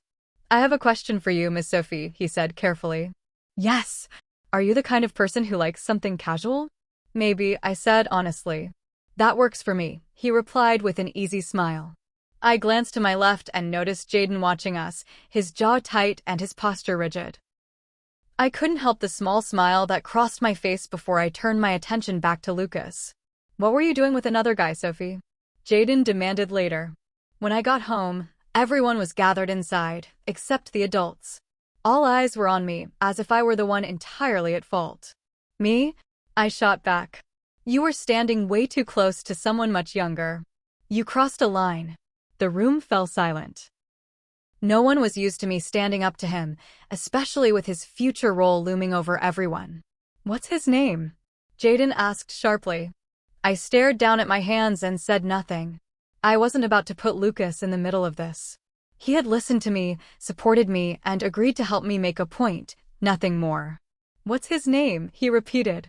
I stood and faced him. "James Flynn," I said calmly. There was no way I was giving Lucas's real name. "Meeting dismissed," Jayden said, storming out of the house. "Sophie, he's going to go after him," Melodra said anxiously. "I know," I replied. "That's why I gave him a fake name." I turned to the rest of them. "Don't tell him the truth. I don't want anyone getting hurt." "Understood." Everyone nodded. I slipped out the back door and took off at full speed, shifting into my wolf as I ran. I didn't stop until the sound of the ocean filled my ears. I reached the cliffs of Port Angeles, Washington, and stood on the highest rock, staring up at the gray sky. Rain threatened, heavy and quiet. I took a breath and leapt into the water below. I climbed back out of the cold water, pulled on my clothes, and sat on the rock, staring out at the sea. I wasn't ready to go home. I needed space to think. After my birthday, everything had changed. I knew he had rejected me, and it hurt more than I wanted to admit. But part of me believed it wasn't because he didn't care. I thought he was afraid of falling in love. What should I do? Trying to force his feelings wasn't who I was. I'd learned that lesson the hard way before. Maybe I should focus on the things he actually cared about, the things that mattered to him. I knew two people who could help with that. Ethan and Ricky. I stood and ran back into the woods, determination building with every step. I was going to make him fall for me the right way. Chapter 15. What the hell? Why is she at my house? I got out of my car and I saw that she was here at my house. Tonight was the celebration of my parents' 25th anniversary, and guess what the theme of their party was? Mardi Gras. I really do enjoy those kinds of parties, but sometimes they give me a headache. One thing is that some boys from the pack bring alcohol that isn't good, and not only does it smell bad up close, but it even smells bad from far away. I was wearing ripped black skinny jeans, my favorite black boots with belts, and a white Paramore shirt under my favorite black leather jacket. I walked up the steps into my house. The first person who popped into view before me was my brother Ethan, wearing a yellow and green mask.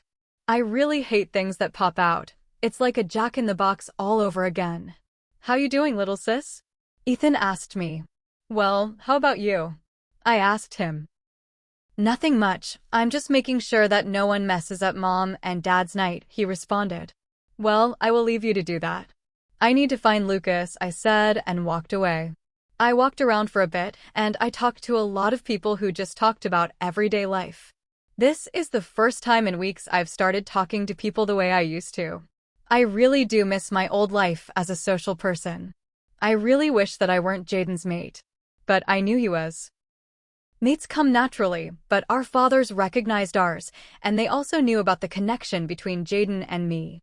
Haughty to the right, Melodra whispered into my ear. I turned to my right, and I looked to see that Lucas and his friends had come in. Every girl in the room looked at them, and some were awestruck by their appearance. When Lucas saw me, he flashed me his most dashing smile and winked at me. I smiled at him and turned back to the group of people I was talking to before. At the corner of my eye, I see Serenity and her friends walking towards Lucas and his group. I grabbed Melodra and Ricky's arms and excused myself from the group. I led them both towards Lucas's group. Hey there, Lucas said as I approached him. Hello, Lucas. It's nice to see you on this very fine evening, I said. It is indeed, he said. Who are these lovely young ladies next to you? A guy to Lucas's right said. I am Ricky. Ricky introduced herself. And I am Melodra. Melodra waved at them.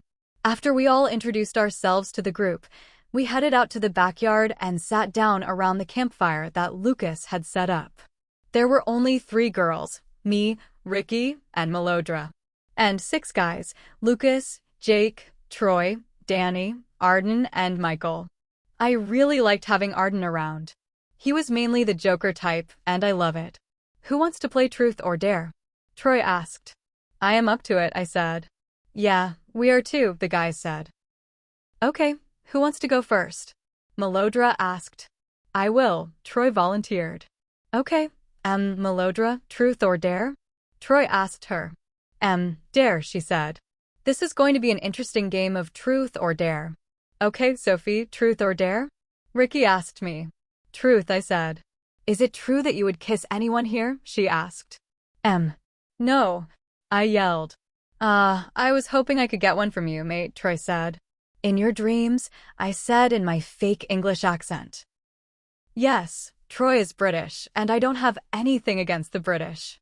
I love the accent, and I find it very attractive. Okay, no more Truth or Dare, Lucas said. Let's just only do Dare. I will get a bottle. He got up and ran back into the house, which was now full of people. I looked up at the house next door and noticed a black silhouette standing there on the balcony. I looked really close, and then the next thing I knew, it was gone. Okay, I got it. Let's begin the game, Lucas said and sat down next to me. He spun the bottle, and it landed on Melodra. Okay, Miss Melodra, I dare you to dance for Michael, he said. In the woods, not in front of us. Melodra blushed and walked up to Michael, grabbed his arm, and walked away into the dark forest. How long do you think it will take? I asked Lucas. Heaven knows how long, he said.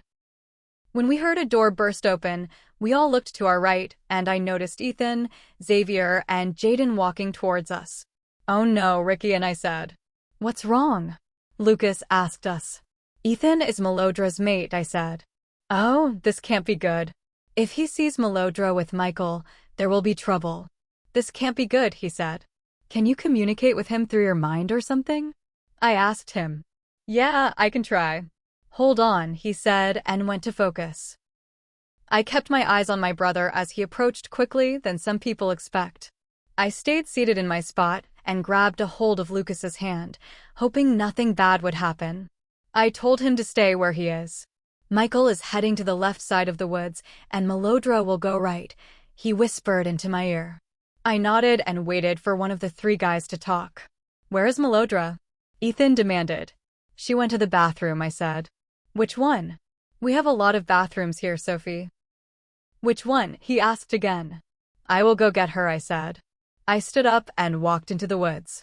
When I spotted her shiny blonde hair, I moved closer to her. Melodra, my brother is getting upset. We have to go, and now. I whispered. Okay, let's go, she said. Wait, you're going to tell him you were just taking a walk, I said. She nodded and walked out of the woods with me. I pretended to slip on something so the guys would think I had been tripping along the way when we got back to the bonfire. The boys were still there talking to Ethan, Xavier, and Jayden. I sat down with Lucas and Melodra. I turned to see that Xavier had wrapped his arms around Ricky protectively, and so did Ethan with Melodra. I was actually feeling jealous. I wish I had someone like that. But then I guess that won't happen to me, right? Are you cold? Lucas asked. Yeah, I said. Come here. He motioned me closer and pulled his jacket over me. He put his arms around my waist and pulled me closer to him. I looked over at Jayden and I noticed him tensing up. He looks like he's furious. I smirked and kissed Lucas on the cheek. Is payback really a pain, huh? We were back in the house, listening to Alpha Landon talk about how my parents did well in the pack and how much they meant to all of us. I was sitting next to Matthew and Cody, the pack's jokers, and I couldn't even pay attention. I tried not to laugh throughout the speech, and I had failed. I quickly covered my mouth and tried to maintain my laugh. When is the speech over? Cody asked. I don't know, I hissed. Finally, after the speech was over, everyone went into the kitchen to receive the delicious cake that Mrs. Landon had made. I was making my way to the kitchen when I was pulled into the hallway and up the stairs. What do you want? I hissed. What the hell was that outside? He whispered. He was just keeping me warm, I said. I could have done that, he exclaimed. Too bad, I said. I turned around to face the wall that was behind me and ignored him. He tugged on my arm for me to look at him, but he failed. When he finally had enough, he forced me around, and I was only inches away from his face. He got closer to me. Sophie, I need you downstairs. I heard my mom yell. I ripped my arm from his grip and walked away from him. I am not his second option, and I will never be anyone's second option. No one can tell me what to do or control my life. This is my life that I am living. Not Jayden's, nor my pack's. It's me. Chapter 16. Dustin POV. I walked out of my apartment and headed towards my car. I can't believe that my parents are making me move back to Vancouver. I really enjoyed my stay here in Medford, Oregon. My name is Dustin Perry. I am 18 years old and I am a wolf. I left my hometown when I was only 9 years old. My parents stumbled upon this pack in Vancouver, and I have decided that I don't want to stay there with the new pack.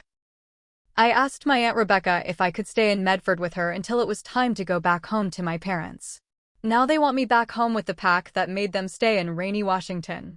Medford lies just 2 hours from California. It only rained for 5 months, and then it was all sun. Now I have to move back to the place where the skies cry. I am starting a new school in Vancouver. Fort Vancouver High School is now the school I will attend for my senior year. I heard a lot of things about that school. I remembered a conflict that had happened back in 2007. I had never thought the school would be that bad, but when I spoke to my parents on the phone, they said it is now a peaceful school. I told them I would believe it when I saw it. After driving for what seemed like years, I finally made it to Vancouver. When I got to my parents' place, I parked the car in their driveway, walked up the porch steps, and finally made it to the door. I took a few deep breaths and knocked on the door. I was eager to see my parents. After 9 years apart, I was excited to see them. But I was nervous about looking them in the eyes. Honey, can you get the door? I heard a deep voice in the house. I am guessing that was my father. I heard the footsteps coming closer to the door. Dustin? Is that you? My mother said. I nodded my head. She walked up to me and hugged me. This hug felt more like a long time no see hug, and it was. 9 years is a long time, and to be quite honest, I do miss her. I also miss one of my childhood best friends. I don't remember her name, but I know I might see her soon. How are you doing, Mom? I asked her. I am doing well now that you are here. Come in. I made your favorite food, she said. I nodded and walked into the house. When I walked into the living room, I saw my dad talking to 2 other men. I think one of those 2 men is the alpha. Hi, I said. Son, Dad said. He stood up and gave me a firm hug.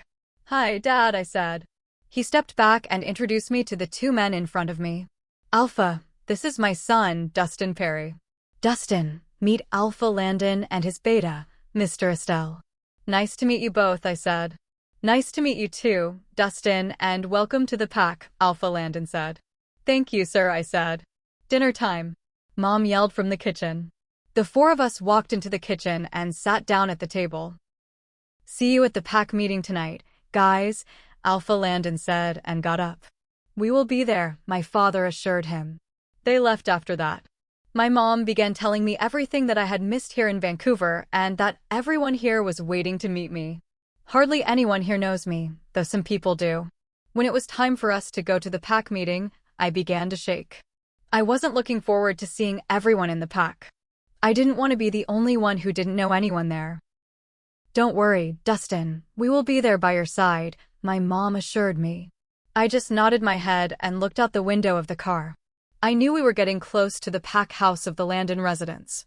I could smell the scent of the Alpha from a distance when we got to the driveway.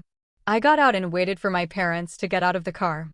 We got into the house, and I noticed the one person whom I was looking forward to seeing, my childhood best friend. Sophie. I heard my mom yell. She came over with a smile and stopped. Hello, Mrs. Perry. How are you doing? She asked my mom. Very well, dear. I would like you to meet my son, Dustin, Mom said and pointed at me. Dustin? You are back, she squealed. Yes, and I am here to stay, I said. Oh my God, she said, walked up to me and hugged me. I looked behind her and I noticed a beautiful blonde. She turned her head to look at me and gave me a warm smile. Mate. My wolf called out. He was right. That is my mate. Who are you looking at? Sophie teased. Her. I pointed at the beautiful blonde. She turned around and noticed the person I was pointing at. Xandera Lavidia, she said. That's her name. I asked. Yep. Wait, is she or, she said. Yes. Xandera POV. That guy next to Sophie is staring at you, Melodra said next to me. I turned around to notice a boy with brown hair and blue eyes staring at me. He gave me a warm smile, and I smiled back at him. He is your mate, Xandera. My wolf said. I continued to smile at him. He is my mate. Chapter 17. Sophie POV. He was here, my childhood best friend. I haven't seen Dustin in 9 years, and now he comes back. When I ran into his arms, I noticed that Jayden was behind him. He was giving Dustin a long glare, and then turned around to speak with one of the elders of the pack. When I let go of Dustin, he was looking over my shoulder. I turned around to see him staring at one of the members of the pack, Xandera. Xandera was always the shy one around here, though at times she can be really wild at parties, which is why we always enjoy having her. I took Dustin by the hand and led him towards the group of girls. Guys, this is Dustin Perry. Dustin, this is Melodra, Ricky, Brooklyn, Emily, and of course, Xandera, I said. He didn't speak at all.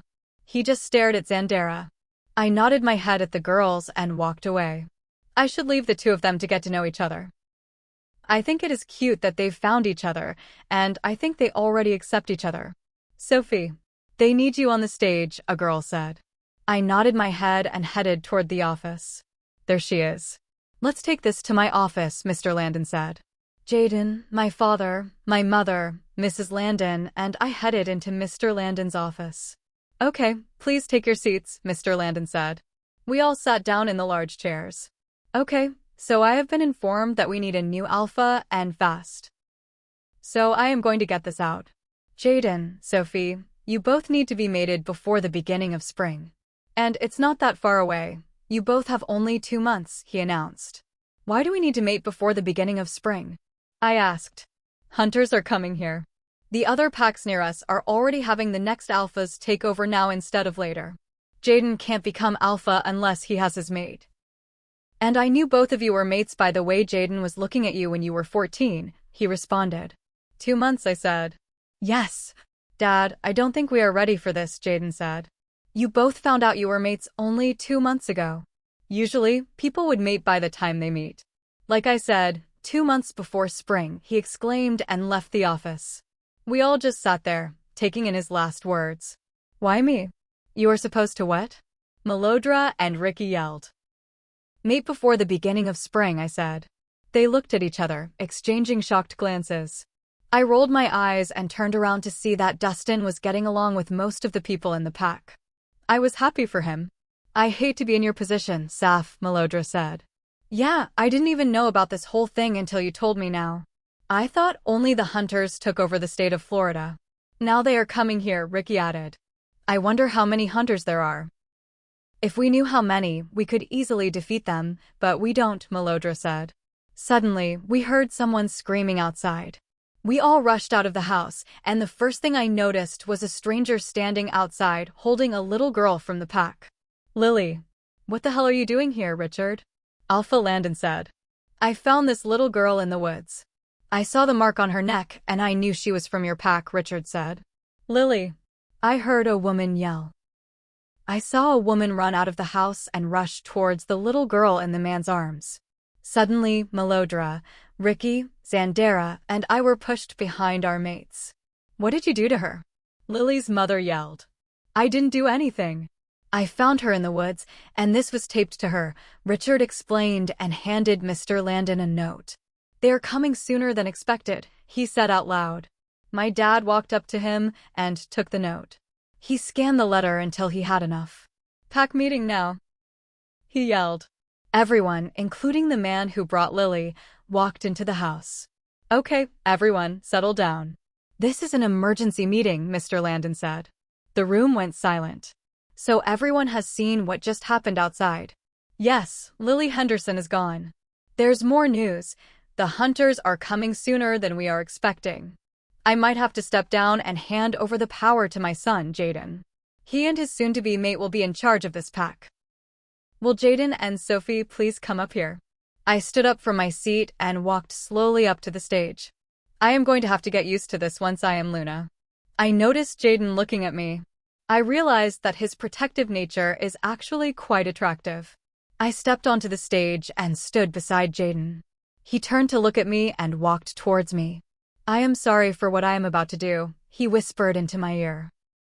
I looked at him with confusion in my eyes, and then he pulled me into a kiss.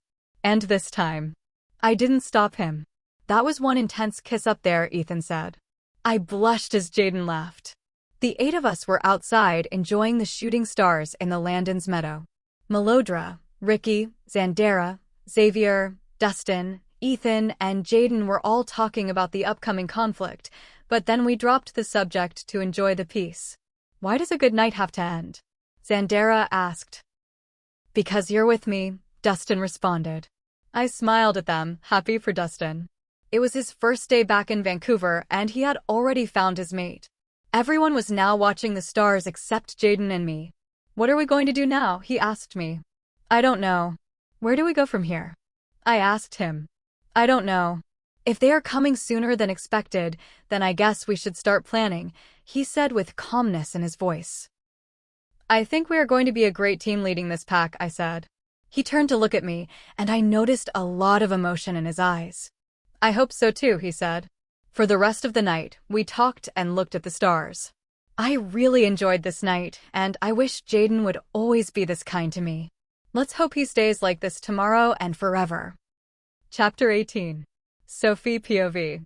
"What time do we have to get to Roseburg?" I asked my dad. "Before noon. So we should leave now," he responded. I grabbed my sports bag and closed the door behind me. Today was the day that all of our pack had to train. Since we have people watching our every move in Vancouver, Mr. Landon decided to have the training in Roseburg, Oregon, near Medford. There is another pack there, and they are willing to help us with the battle, which is expected to happen really soon. "What took you two so long?" Ethan asked. "I couldn't find my shin guards," I said. "You always lose things, Saf." He shook his head. "Shut up, you do too," I said. Everyone from our pack was also here. Cars were surrounding our house. "Okay, ladies and gentlemen, we are leaving in 5 minutes, so gather the things you are taking and get in your cars," my dad announced.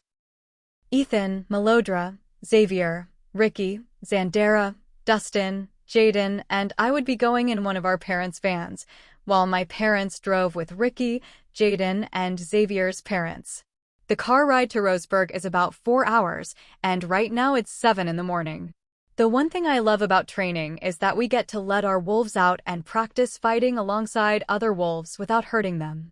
In training, we get into groups of 8 or 10. In those groups, 2 people stand in the middle and spar. Then 2 more people go out and run for about 10 minutes. The point of running is that if an attack goes wrong, we can always retreat. The others watch the match in the middle. When we finally got in the car and headed towards the freeway, we all began talking about partners.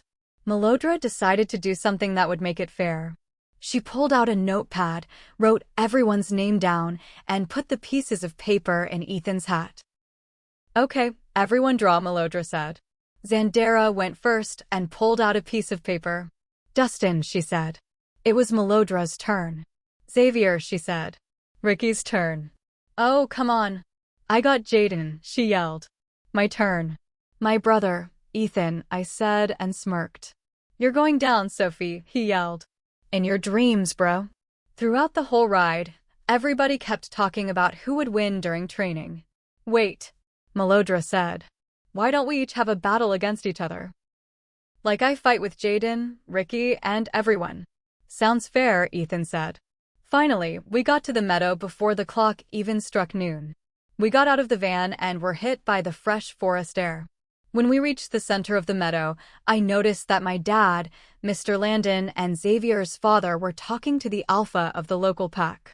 I saw a few unfamiliar faces around us, which meant they were from another pack. Ladies and gentlemen, today is the day that packs from Washington and Oregon come together to train for a major battle. There are thousands of us and hundreds of hunters with weapons that are dangerous to wolves. Today, everyone will be working in their assigned groups.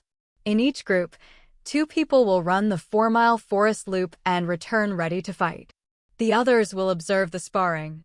Remember, this is just practice. We want everyone to be prepared. "You may start," Mr. Landon said. The 8 of us walked to the corner of the big meadow. I pulled my hair into a high ponytail and put on my protective leather gloves. I turned around to see that the guys were getting ready for the workout. "Okay, do we run first or fight?" I asked everyone. "You and Ethan can go running first. Jayden and Ricky are fighting first," Zandera said. Ethan and I nodded and began running in human form. Once we got far away from everyone, we both shifted into our wolves. I started to smell something in the air, but it wasn't a good scent. I instantly stopped and moved back into my human form. I turned to my right and noticed Ethan had changed back as well. "What do you mean they aren't home?" I heard a voice from a distance. "No one from the pack is in any of their homes." I went to the Landon and Estelle residences, and no one was home. I heard a familiar voice say, "Look for them." "I brought you back for a reason, Aaron," a woman said. "I didn't ask for this." The woman cut the man off. "Shoo, we have no time. The hunters want information on what they are planning." I looked out from behind the tree, Serenity and Aaron. Serenity is with the hunters. And Aaron is back. "Wait, I hear someone," Aaron said. I nodded at Ethan, and we both shifted back into wolves and ran toward the meadow. I continued running until I knew that we were safe. "Let's tell Dad not to let anyone run into the forest." I felt a strange vibe from Serenity, he whispered. "What do you mean?" I asked. "Remember what Dad told us when you were 9? He told us about the different enemies our pack has faced," he asked. I nodded. Of course, I remembered. My dad would always say that certain groups are our enemies. He told us that rare individuals possess multiple abilities. Serenity is one of them, I told him.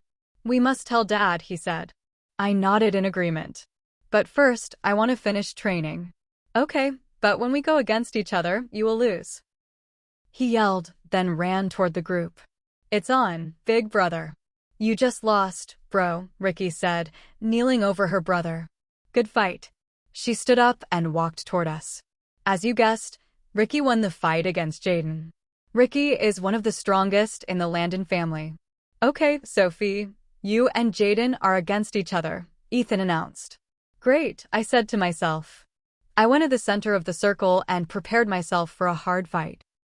In the past, Jayden was known as one of the best fighters in the pack, and I had some training myself. "Okay, ready?" Malodra asked. "Yes," we both said. "Set." Fight! Ethan yelled. That's when I started running towards him. He moved aside, but I managed to grab hold of his arm and pull him down with me. In training, we don't shift when we spar in human form. We kept rolling around until I finally pulled myself up. Jayden jumped up and grabbed my hands, pulling me close to him. I managed to break his grip and sweep his legs, sending him to the ground. He quickly recovered, snaking his arms around my waist and pulling me onto the grass again. Come on, Sophie. You can do it, the girls cheered. I kept squirming until I used a defensive move to get him to let me go. He rolled off me, catching his breath. I stood up as quickly as I could. Ethan got on the floor and began counting to 10. When Ethan got to 8, I smirked and turned around to walk towards my friends. Suddenly, I felt a hand on my leg and was pulled to the floor again. Jayden hadn't given up yet. He pinned me down, and when I heard Ethan say 10, I knew I had lost the fight. I win, he yelled. I looked over to see Melodra and Xandera running towards me. They helped me up. Sophie, I feel bad for you, Melodra said. Why? I asked. We made a deal while you and Ethan were running, Xandera said. The loser has to do something for the winner. And you lost, Xavier added. I lost to Jayden, and now I have to do whatever he wants. Wonderful. Chapter 19. Sophie POV. Okay, I am tired now, Ethan said. Come on, Ethan. We have only run 12 miles. I told him. That's too much, and besides, Dad wants us back at the camp, and I have to do whatever Melodra wants me to do, he grunted. Yes, Ethan lost his match with Melodra, and now she gets to decide his chores. Cayenne and Brandy had joined us an hour later, after Jayden and I finished our fight. It was funny to see those two, even though they clash sometimes. Fine, let's go back. He smiled and ran back into the forest. Sometimes my brother can be such a kid. I rolled my eyes and dashed after him. Ever since I had overheard the conversation in the woods earlier, I had told my father about it. He said he would hold a meeting after dinner today. There were 34 packs here, and some of them were incredible fighters. Sophie. I heard a Danish accent. I turned around to see Amelie. Amelie is part of the Blue Moon Pack in Washougal, Washington. From time to time, we would hang out or visit each other. Yeah, Jayden told me about you losing the fight. Now you have to do something for him, she asked. Yes, and I am not looking forward to it. I yelled out. I am sorry. Knowing Jayden, he will probably make you do something ridiculous. Well, let's hurry before the others take all the food, she said, grabbing my arm and pulling me towards the cabins. Okay, ladies and gentlemen, let's take our seats and begin our meeting, one of the alphas said. I walked away from the group I was talking with from the Serenade pack. They had invited every teen in our pack to a massive bonfire near the Roseburg Lake. I told them we would be there and that I would bring some music. I walked up to the stage and sat down next to the Landon and Estelle families. This place was even bigger than the pack house and my house put together. I noticed out of the corner of my eye that a guy with brown hair and green eyes was looking in my direction. I turned to look at him and smiled. In return, he gave me a flirty wink. Next to me, I heard Jayden growl. I rolled my eyes and focused on the speaker. The first day of training went well. Tomorrow, Alpha Landon and I will be looking for the best fighters. We have 4 days of training left. Today, we heard from one of the pack members that someone has been spying on us. We have captured a young male named Aaron. If any of you know him, please come forward. Now, on to more important news. An attack might be happening soon after training is over, so we must be on our guard. Any questions? What do we do with the children? What if some can fight but others can't? A woman asked. Those who cannot fight will stay here with Mrs. Estelle and Mrs. Landon. The others will be in the battle, Mr. Yeager responded. When no one else spoke up, he dismissed us to our cabins. I walked off the stage with Melodra behind me. We had to get ready for the bonfire. Mel's, we heard Ethan yell. Yeah. She looked at him. I will meet you tonight at the lake? You don't want to walk together, he asked. I'll meet you there. I have a surprise for you, she said. He pulled her to him and kissed her. I faked a gagging motion at them. Okay, I have to go. I think Sophie is getting sick, she laughed. See you later, he waved.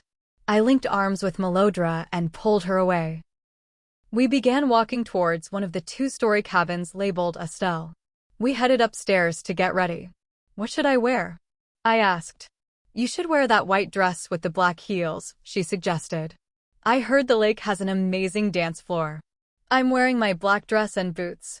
I found my white dress, set it on the bed, and grabbed my heels. I went to the bathroom to fix my hair, pulling half of it up and leaving the rest down. I slipped on the dress and headed downstairs. Ready to leave? It's almost 10, I asked. Yeah, let's go before the guys come looking for us, she said. We got into a Jeep and began driving towards the lake. We could hear the music and voices from a distance. Lights were hanging in the trees and beautiful flowers lined the dock. This was going to be a fantastic night. We reached the parking area and started down the long flight of stairs toward the party. The music was loud, and I noticed several guys from other packs watching us. I saw Ethan and Jayden in the crowd, watching us closely. I concentrated on the stairs, but I slipped. Before I could fall, a pair of muscular arms caught me. I looked up to see a handsome man who looked to be in his late teens.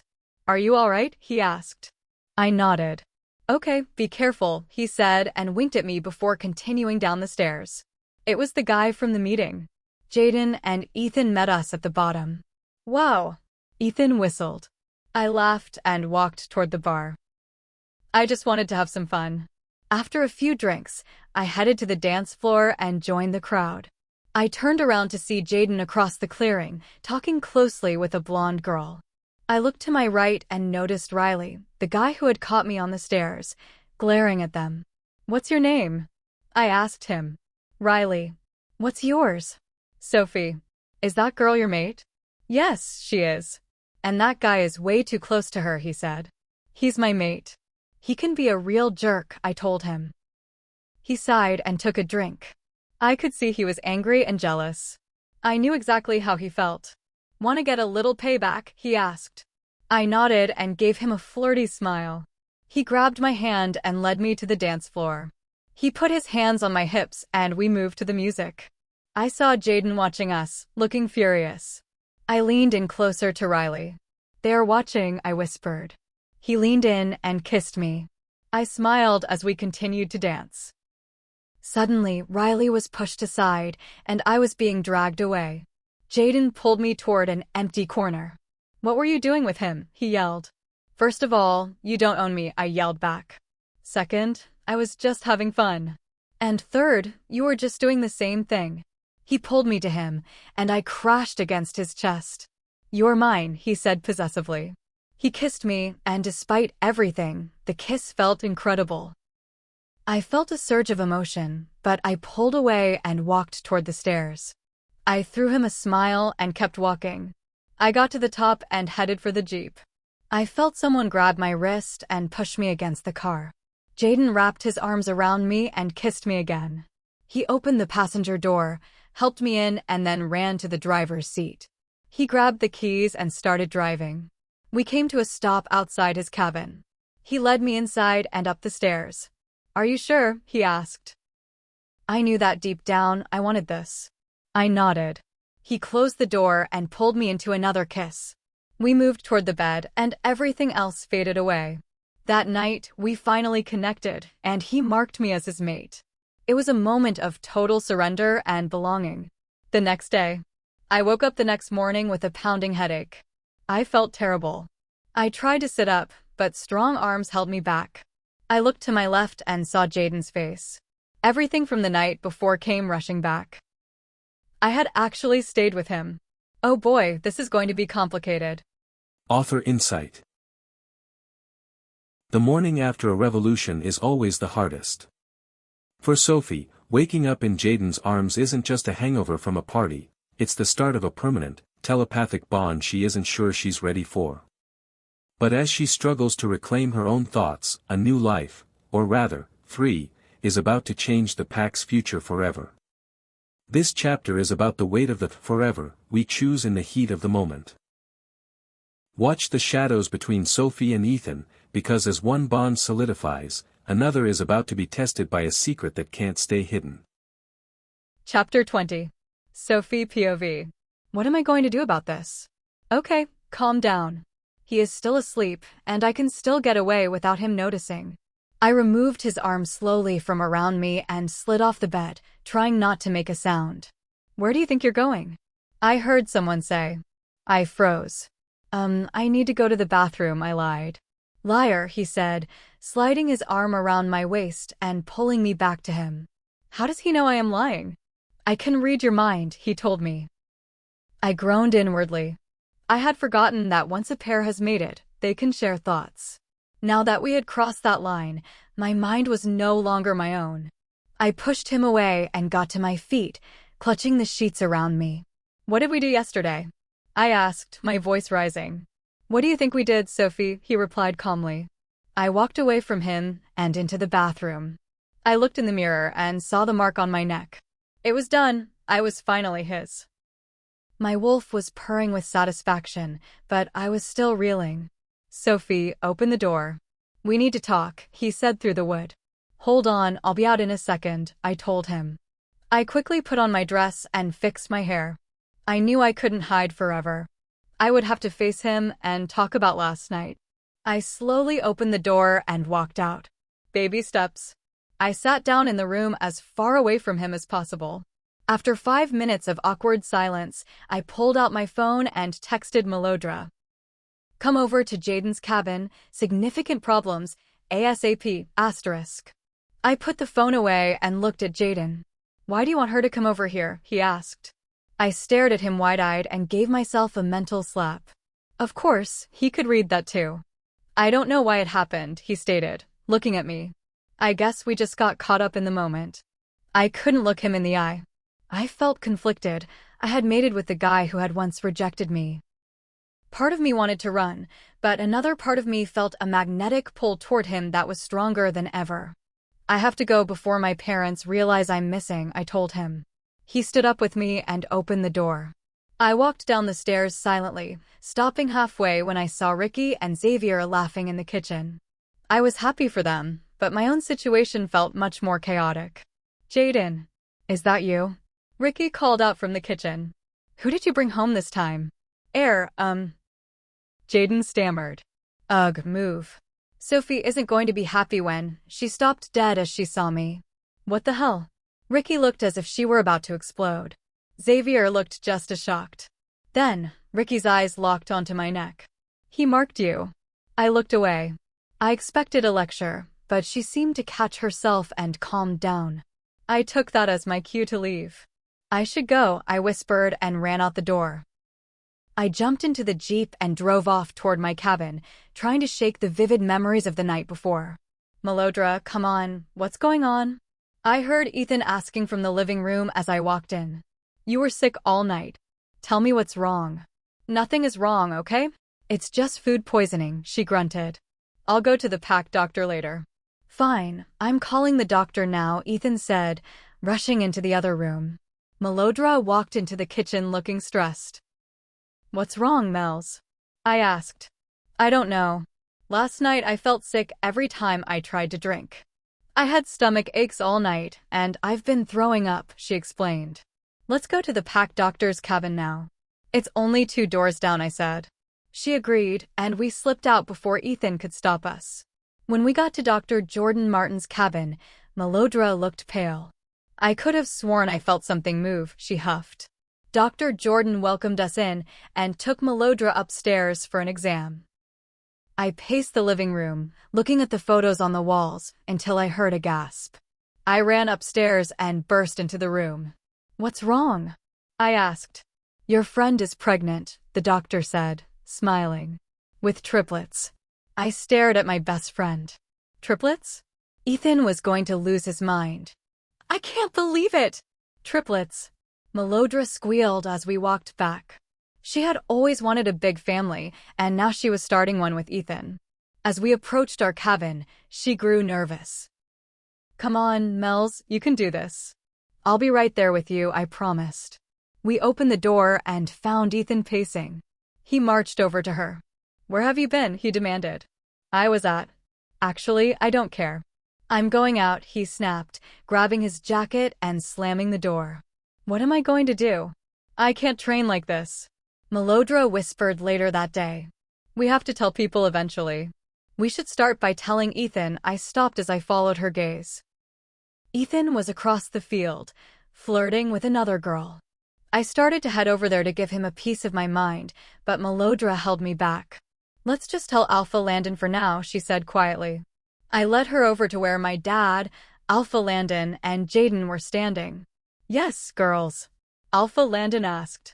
Melodra has something to say, I said. The men turned their attention to her. She kept her head down, fidgeting with her hands. I'm pregnant, she whispered. How many pups? Alpha Landon asked. Triplets. Okay, no more training for you until after the birth. Sophie, take her back to the cabin, my father instructed. We turned to leave. I caught Jayden's eye and saw a look of warmth and affection. I smiled back.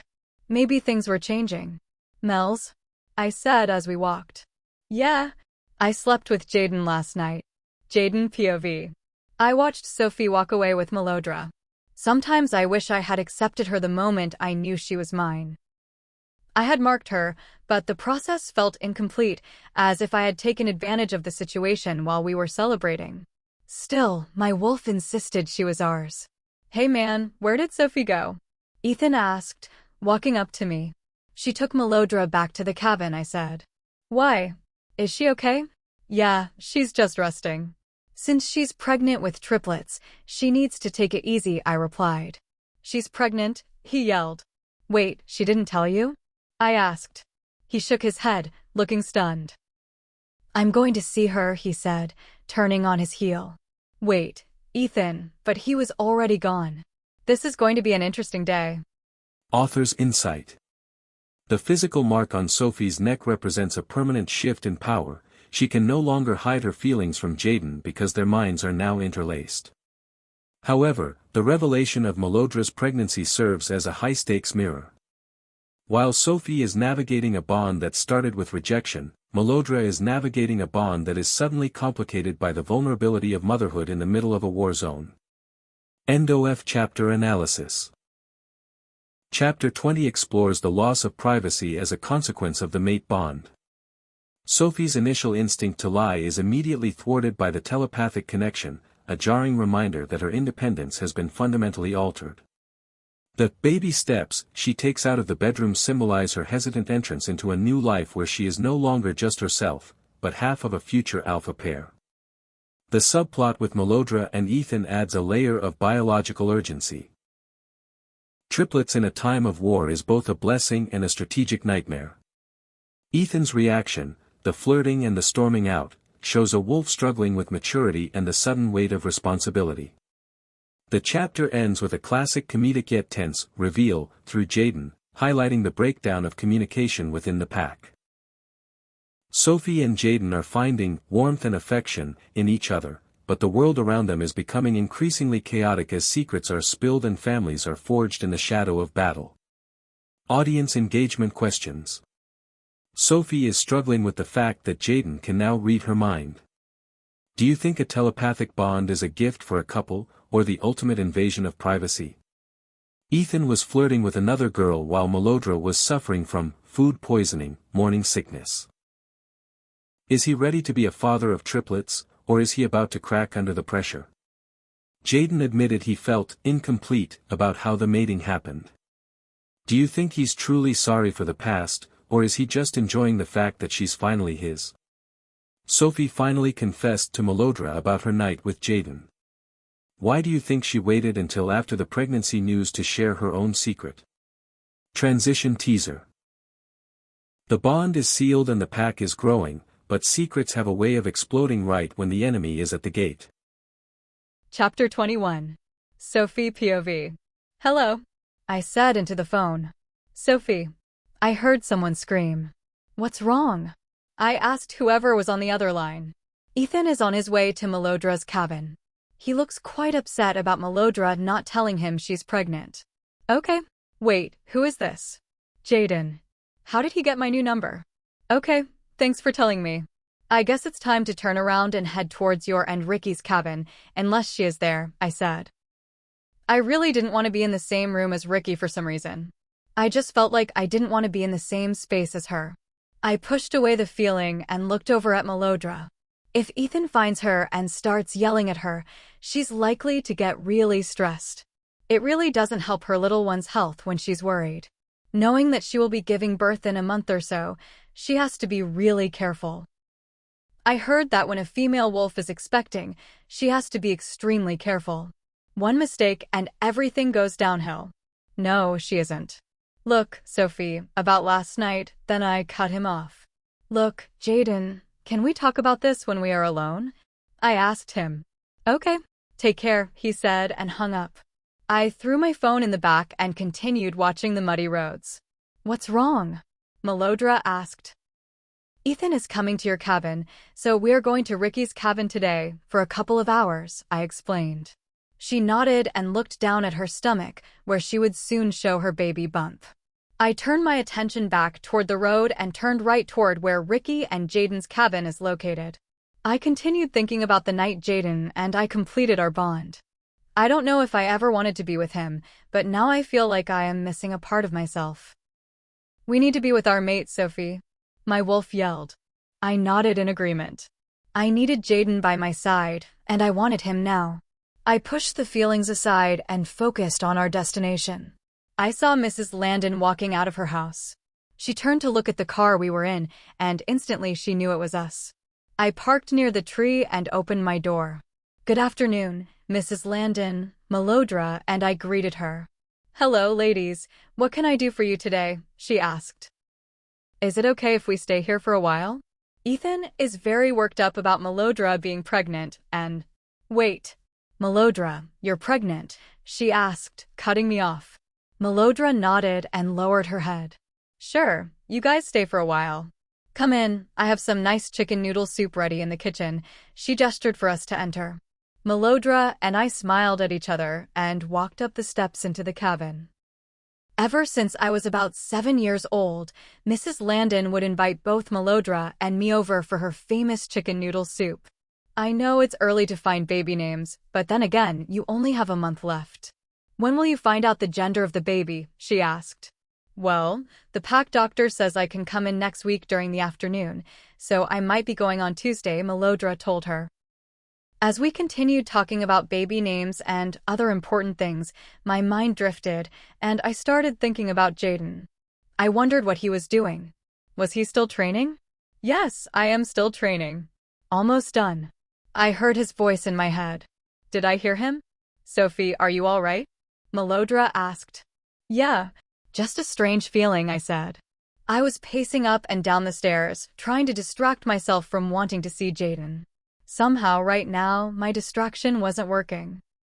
I stopped what I was doing and sat down. I couldn't get him out of my mind, and I felt like I was going crazy just by thinking about him. I finally had enough and stood up, walked out the front door, and began running into the forest. I shifted into my wolf and ran as far away from the other cabins as possible. I really needed to get away. I don't know why I am starting to feel such an intense pull toward Jayden. I stopped near the river and drank some water. I heard something moving in the bushes. I turned around and saw nothing. I shifted back into my human form and walked near the sound. I pushed the bushes aside, but saw nothing. I was about to go back and run when I heard someone coming out of the brush. Hello, Sophie. It's nice to see you again, I heard a male voice. I turned around to face Aaron. Hello, Aaron. He is alive. Malodra POV. I was sitting in the living room watching a show on TV. I heard a knock on the door followed by a grunting sound. I turned the TV off and walked toward the door. Malodra, he said when I opened it. Ethan, we need to talk. I took a deep breath and stepped back. He walked into the cabin with such speed that I found him already in the living room. Okay, what do you want? I asked him. Is it true? You're pregnant. He was shaking as he asked the question. I nodded and sat down on the couch across from him. Why didn't you just tell me? He asked. Because you jumped to conclusions and didn't let me tell you where I was, and then you left me there. I yelled at him. I was worried about you, Mel. I didn't know where you were, and I was worried, he yelled back. I stood up and walked out of the living room. I didn't want to be in the same room as him if he was going to yell at me. I was perfectly fine until he started acting this way. Look, Mel, I am sorry. I was really worried about you, and when I found out you're pregnant, I just felt upset that I didn't find out first. Why didn't you just call me and tell me? He asked. I don't know, I whispered. He took some steps toward me and stopped until he was right in front of me. He wrapped his arms around my waist and pulled me closer to him. I will always be there for you, Melodra, he whispered into my ear. I love you. Chapter 22. Sophie POV. What do you want, Aaron? I asked him. I clenched my fists and prepared to fight. Even though I only had 1 day of training, I felt ready to face him. Well, I am here to warn you about something, he said. I stepped back a bit but stood my ground. What if he planned to attack at any moment? Sophie, where are you? I heard Jayden's voice in my head. I am near a river, I don't know exactly where. Just follow my scent, it will lead you to me, I responded.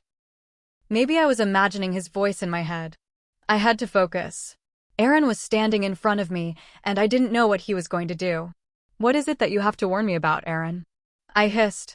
They're coming for you and your pack soon. Serenity is planning on tracking you down.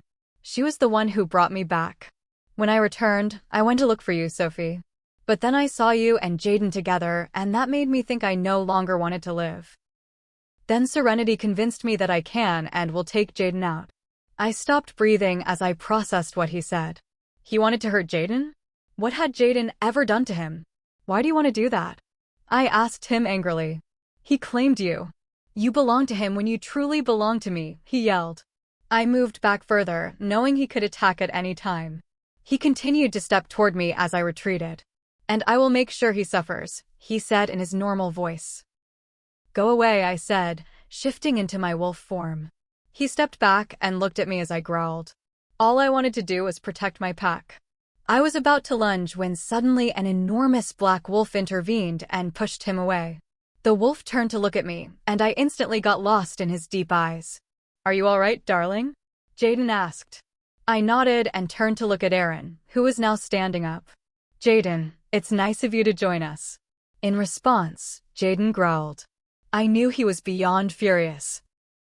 I think I should take this opportunity to say that you have a very lovely mate here, Aaron smirked. But one day, she will be mine. Suddenly, Jayden wasn't by my side anymore.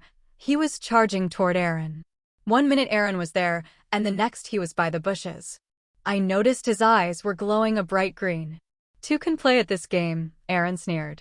Green light began to surround Aaron, and his appearance shifted.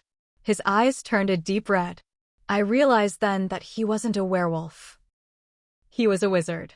I looked at Jayden and sent a single thought. Run. He looked at me and nodded. I began running at full speed, Jayden close behind. We heard a loud sound behind us. Suddenly, out of the blue, a force slammed into me. A green energy bolt had hit with a significant amount of force. I tried getting up, but I felt weak. I shifted back into my human form, lying down as I held my side. Sophie, where are you? I heard Jayden yell. Help! I called out. I blinked and Jayden was in front of me. He picked me up and began running toward the camp. Once we crossed the boundary line, we were safe. A breath of relief escaped my lips once we reached our territory. Thanks for what happened back there. If you hadn't shown up, I would have been in trouble, I said. You're welcome. You're lucky we bonded. If we hadn't, we wouldn't have been able to share our thoughts, he said. Wait, what? When two people bond, they gain access to each other's thoughts. It's actually nice to know what you're thinking, he said. I felt myself blush. He walked toward my cabin. During the walk, we talked about our lives. It was comforting to have him so close. I wondered if he truly accepted our bond. That's it. I can't take it anymore, he grunted. I gave him a questioning look. He turned his head toward me, and I noticed his eyes were slightly darker. Before I could speak, he leaned in and kissed me. He pulled away, turned me around, and pressed me against a tree, kissing me again. Pleasure washed through me as he held me close. He pulled away to look at me, then picked me up and carried me into my room. He put me on the bed. Are you sure? He asked. I nodded. It has been 6 days since Jayden and I officially became a couple. After we woke up together that first morning, we had a long talk. We belong to each other now. He finally accepted me as his mate. Today was the day Melodra found out the gender of her 3 little ones. Jayden, Ethan, and I waited in the living room while Dr. Jordan Martin checked on Melodra. We had been waiting for quite a while. The door opened, and the 3 of us jumped up from our seats. It was Dr. Martin. "I need the father to come with me," she said. Ethan followed her into the room. Jayden and I sat back down. "What would you think if one day we had a family?" Jayden asked me. I turned to look at him, surprised. Why was he thinking of that now? I didn't have anything against the idea, but I wasn't sure if I was ready. "I would be happy. Sometimes I think I might have twins or triplets," I told him. "Why twins?" he asked. "Lately, I have been having dreams about 2 children, a boy and a girl, running around the park. In the dreams, Jayden and I were holding them." "I have just been thinking about them a lot," I said. He was about to say something, but then the door opened. Ethan and Melodra came out with huge smiles. Jayden and I stood up to meet them. "So, what are they?" I asked eagerly. "1 girl," Melodra squealed. "And 2 boys," Ethan finished for her. Chapter 23. Sophie POV. It has been 2 weeks since Jayden and I got together, and Melodra found out the gender of her 3 wonderful pups. In about 4 to 6 weeks, she should be having my niece and nephews. I know it's a quick pregnancy, but the little ones grow fast. I couldn't imagine the pain that Melodra is in. "Hey, Jayden." "Yeah? How would you feel if we were to, have pups?" I asked him. "If it were with you, then it would be amazing." "I can't wait to be a father," he smiled. I smiled at what he said. He really wanted a family, our children. I liked the sound of that. If I were to have twins, I would want 1 girl and 1 boy. I wondered if they would have Jayden's looks or mine. "Sophie, are you thinking about what our kids would look like?" I heard his voice and realized Jayden was still in the room. He had been listening in on my thoughts. I wondered if there was a mental shield I could use when I am around him. "And no, there isn't," he grunted. "Damn it. Why isn't there?" I asked him. "Because when someone's other half is in danger, they can send a telepathic message. Besides, I love listening to your thoughts." "It's interesting," he smirked. "Come on, let's go." "We have to train," I said and grabbed his arm. "Ugh, do we have to?" he groaned. I rolled my eyes. I knew he loved training. He was always ready for a challenge. Jayden could be difficult sometimes, but he was mine. I smiled at him and dragged him toward the Jeep. "Okay, remind me to never spar with you again," Jayden muttered as we walked into the pack house. "Why?" I asked. "You were strong out there, and I didn't want to hurt you," he said. Uh-huh. He loved to make excuses that he couldn't win because he was afraid of hurting me. "Yeah, right. Last time we trained, he won, and I gave him the silent treatment for 2 hours. He looked like he was about to go insane." It was funny, even if my wolf wasn't happy about it. So far, everything has been going well in our relationship. Soon, he will take over as alpha of our pack. My dad finally stepped down as beta yesterday and handed the role over to Ethan. The alpha ceremony will be this Saturday. Since today is Thursday, there are only 2 days left until Jayden becomes alpha. I remember the conversation we had last week. He told me that an alpha has to present his mate to the pack for her to become the Luna fully. "Sophie. Jayden. Over here." Ethan yelled from across the dining hall. Everybody in the room turned to look at Ethan. He gave them a glare that clearly meant, "What are you looking at?" They all turned back to their food. I made my way toward where Ethan and Melodra were sitting. During dinner, we talked about the usual things. I kept wondering when I would be able to go back home and finish school. I missed the routine. I love being here in Roseburg, but I know that sooner or later, I will have to finish what I started. Suddenly, I felt a strange sensation in my stomach. I realized I was about to be sick. I got up and ran to the nearest bathroom. After a moment, I walked over to the sink. I looked at myself in the mirror and noticed something different. My eyes seemed lighter, and my skin was slightly pale. I remembered when Melodra found out she was pregnant. She looked just like this. "Am I pregnant? Are you sure you're okay?" Jayden asked. For the past hour, Jayden and I had been sitting near the lake. I kept thinking about having Jayden's pups. Would our kids inherit his looks? Would it be a boy or a girl? I had wanted a daughter since I was 14. Huh? I asked, my thoughts breaking. I said, "Are you feeling okay?" He asked with concern. Yeah. I am going to visit Melodra. I will meet you at our usual place in a few hours, I told him. He nodded and gave me a heartwarming smile. I walked away and headed toward Melodra's cabin. I was walking the trail when I felt a strange flutter inside. I stopped and took a deep breath. I continued until I reached the cabin. I saw her and Ethan outside talking. "I think I am pregnant," I blurted out. Melodra looked surprised and happy, while Ethan was just plain shocked. "Okay, there is only one way we can find out for sure. Let's go to Dr. Jordan's cabin," Ethan said. I nodded and followed him to the Jeep. After a short drive, we arrived at our destination.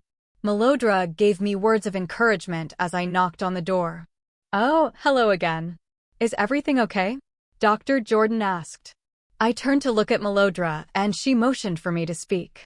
I think I might be pregnant," I gulped. Her eyes widened. "Well, come on in and let's have a look." I walked into her cabin while Ethan and Melodra waited in the living room. "Okay, I have the results and they are positive. And I see that you're going to have 2 little pups. Congratulations, Sophie," she smiled. I looked down at my hands and then at my stomach. Twins? Oh God, this means double the trouble. What if Jayden thinks it's too much? I pushed the worries aside. If he can handle the pack, he can handle being a father. "Thank you," I whispered. "Next Thursday, I need you to come in again to check on them." "How about 10 in the morning?" she asked. Yeah, that would work. I got off the exam bed and walked toward the door. "Oh, and Sophie?" I turned around. "He will be there for you no matter what," she smiled. I left the room and walked into the living area, where Ethan was pacing. When they saw me, they both ran toward me. "So?" they both asked. "Twins." I squealed. Jayden POV. "Jayden, I heard my father call me." "Yeah. Congratulations, son." He smiled proudly and walked away. Today has been strange. After Sophie left to check on Melodra, I felt something profound in my gut. I couldn't explain it, but it felt important. I shook it off and walked out of the cabin, running toward the spot where Sophie and I go to be alone. I caught her scent and smiled. I saw her dark hair moving in the wind. "Hey," I said, wrapping my arms around her waist. "Hey," she said nervously. "Okay, what's wrong?" I asked. I could sense her anxiety. Was that the feeling I had earlier? "Jayden, I am pregnant." "Twins," she whispered. I stood there looking into her eyes. I am going to be a dad. Chapter 24. Sophie POV. It has been 2 minutes and Jayden still hasn't responded to my news. What if he runs away or ignores me completely? Could I survive being a single parent? I turned to look back at him, only to see that he had a smile on his face. "So, I am going to be a dad?" he asked. "No, Lucas is the father," I said sarcastically. "Lucas," he growled. "No, you," I said. I turned around to calm down. Why would he even ask that? He should know by the connection he has with them. "Look, I am sorry. It's just that I heard rumors and I was just." "And you thought they weren't your kids?" I yelled. "At first, yeah, but then I realized they are mine because of the connection I feel with them," he smiled. I was about to respond when a young boy interrupted me. "Are you Sophie Estelle?" he asked. "Yes." He pulled out a piece of paper and checked it. "Your family would like to have a word with you," he said. I nodded and turned to Jayden. I smiled at him and waved goodbye. I followed the boy named Brandon to the cabin. I walked inside and saw my whole family there, including Cayenne and Brandel. "Where have you two been?" I asked them. "Looking for your parents," Cayenne whispered. I looked at her, then at my father and the 3 strangers. One was a tall young man around my age with hair the same color as mine. The couple standing next to him also bore a striking resemblance to me. "What is going on here?" I asked. I started to feel like something was wrong. Who are these people? Why did the couple look so much like me? I felt the tension in the air. Sophie, I think you should sit down, my dad suggested. I sat on the couch next to Cayenne. This is Emily and Wesley Auguste, and their son Xander, my mother started. Nice to meet you, I whispered. Sophie, when you were 10, you asked if we had any baby pictures from when you were born. Remember? Dad asked. I nodded. Well, to tell you the truth, we didn't have any because we aren't your biological parents. They are, he said, pointing at the Auguste family. That explained why I didn't resemble my parents. Emily and Wesley were my actual parents. Why? Why am I here then? I asked. Wesley, I think you should tell her the story. When you were around 2 years old, we were at war with hunters, Wesley explained. We won every time they entered our territory in Port Angeles, but one day, too many of them came for us. As the alpha of the lunar pack, it was hard to see my daughter leave with people we trusted. We had to change your name to Sophie. You were born Violet Auguste. We told Mr. Estelle that an alpha's daughter must be paired with another alpha, which would be Mr. Landon's son, Jayden. We also required that we be contacted before you found out the truth. I sat there and looked at the man who was my father and the woman who was my real mother. So that was why I felt such a strange pull toward Jayden all this time. I had alpha blood in me. Why didn't you tell me this? I asked. We wanted to protect you. We know that the hunters are after you, Sophie, my brother yelled. Why are they after me? I asked. You have a gift that no other she-wolf has ever had. Only you and Ricky have this power. Ricky is under protection too. She has the gift of telekinesis and heir. We don't know yours yet, Emily said. For the next hour, I learned about the power each alpha daughter possesses and how some had gone missing. Why would they hide this? I was part of it too.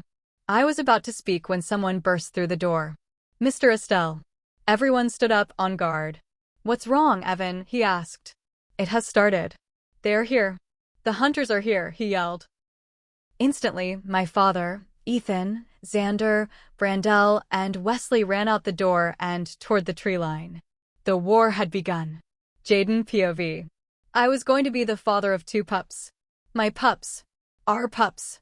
I ran into the woods and shifted. I wished I had wrapped my arms around her and celebrated, but I had just stood there in shock. Why did I even ask her if I was the father? I felt foolish. I was about to leave the clearing when I heard the sound of conflict. I saw werewolves running toward the training grounds and realized it had begun. Hunters, you're going down. Let the battle begin. Chapter 25. Death POV. I saw these werewolves fighting with the hunters, whose souls will belong to me after this battle ends. I was standing next to a man who was loading his gun with specially made silver bullets. I rolled my eyes at the view. What is the point in fighting with these powerful wolves who have been training for so long? We need to leave now. The bullets aren't working, one man in green yelled. We need to at least try, Adrian. Remember what the boss wants. The other yelled back. Suddenly, a wolf ran by and struck the man down. Another soul for me to take. Say goodbye to this place again, Aaron. Sophie POV. I grabbed all the supplies we needed to get to the pack house, where all the women and children were ordered to stay. I ran up to my room and grabbed the things I needed. Sophie, we need to leave now. Melodra yelled. I grabbed my bags and ran back down the stairs. Melodra and the 2 women who are my mothers were right behind me as I opened the door. We ran past various cabins and cars, making it to the pack house in time. Hello, ladies. We might be in here for a while, but we are going to stay put until we know it is safe to go out there. My husband and son are out there guarding the house, so there is no need to worry, the Luna of the pack said. I sat down at the table furthest away from everyone. I couldn't talk to anyone without worrying about Jayden and my fathers. I was still confused about being an alpha's daughter.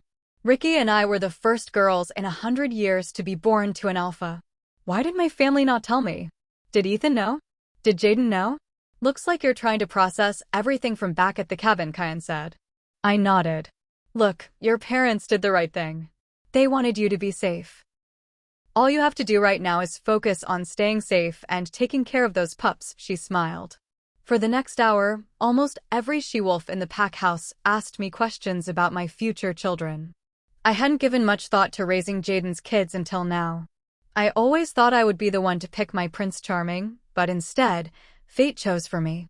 It's not that I don't love Jayden, I do, but I was surprised by how everything unfolded. Sophie. I heard his voice. I turned around and saw him.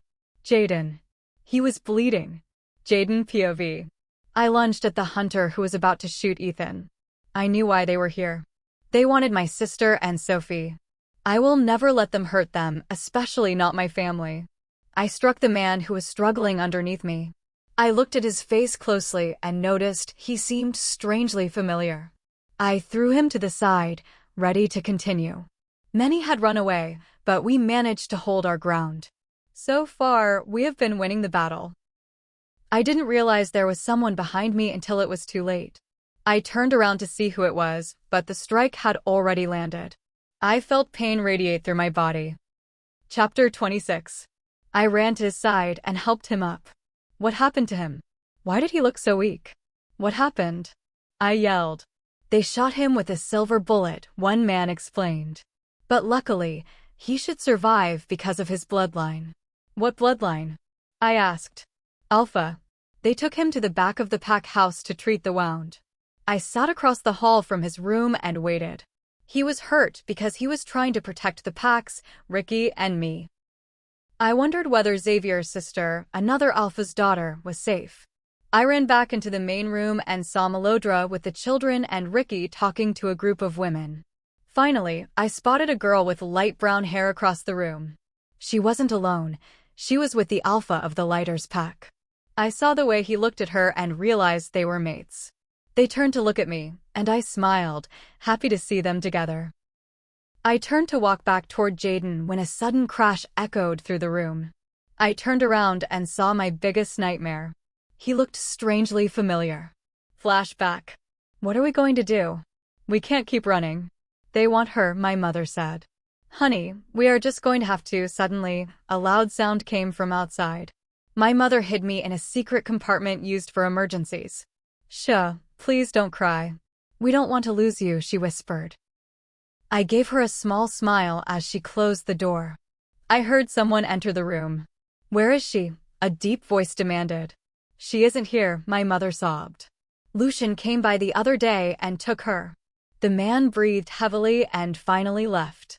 My mother ran to the phone and dialed. I need you to come pick up someone. She needs to be safe with you.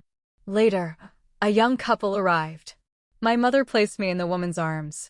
I looked at her and felt a sense of comfort. The woman nodded, hugged my mother, and drove me away from the only home I had known. Flashback ends. I looked at the man who had crashed through the window. Xavier's sister came running down the hall with fear in her eyes. They are coming, she yelled. I motioned for her to follow me quickly.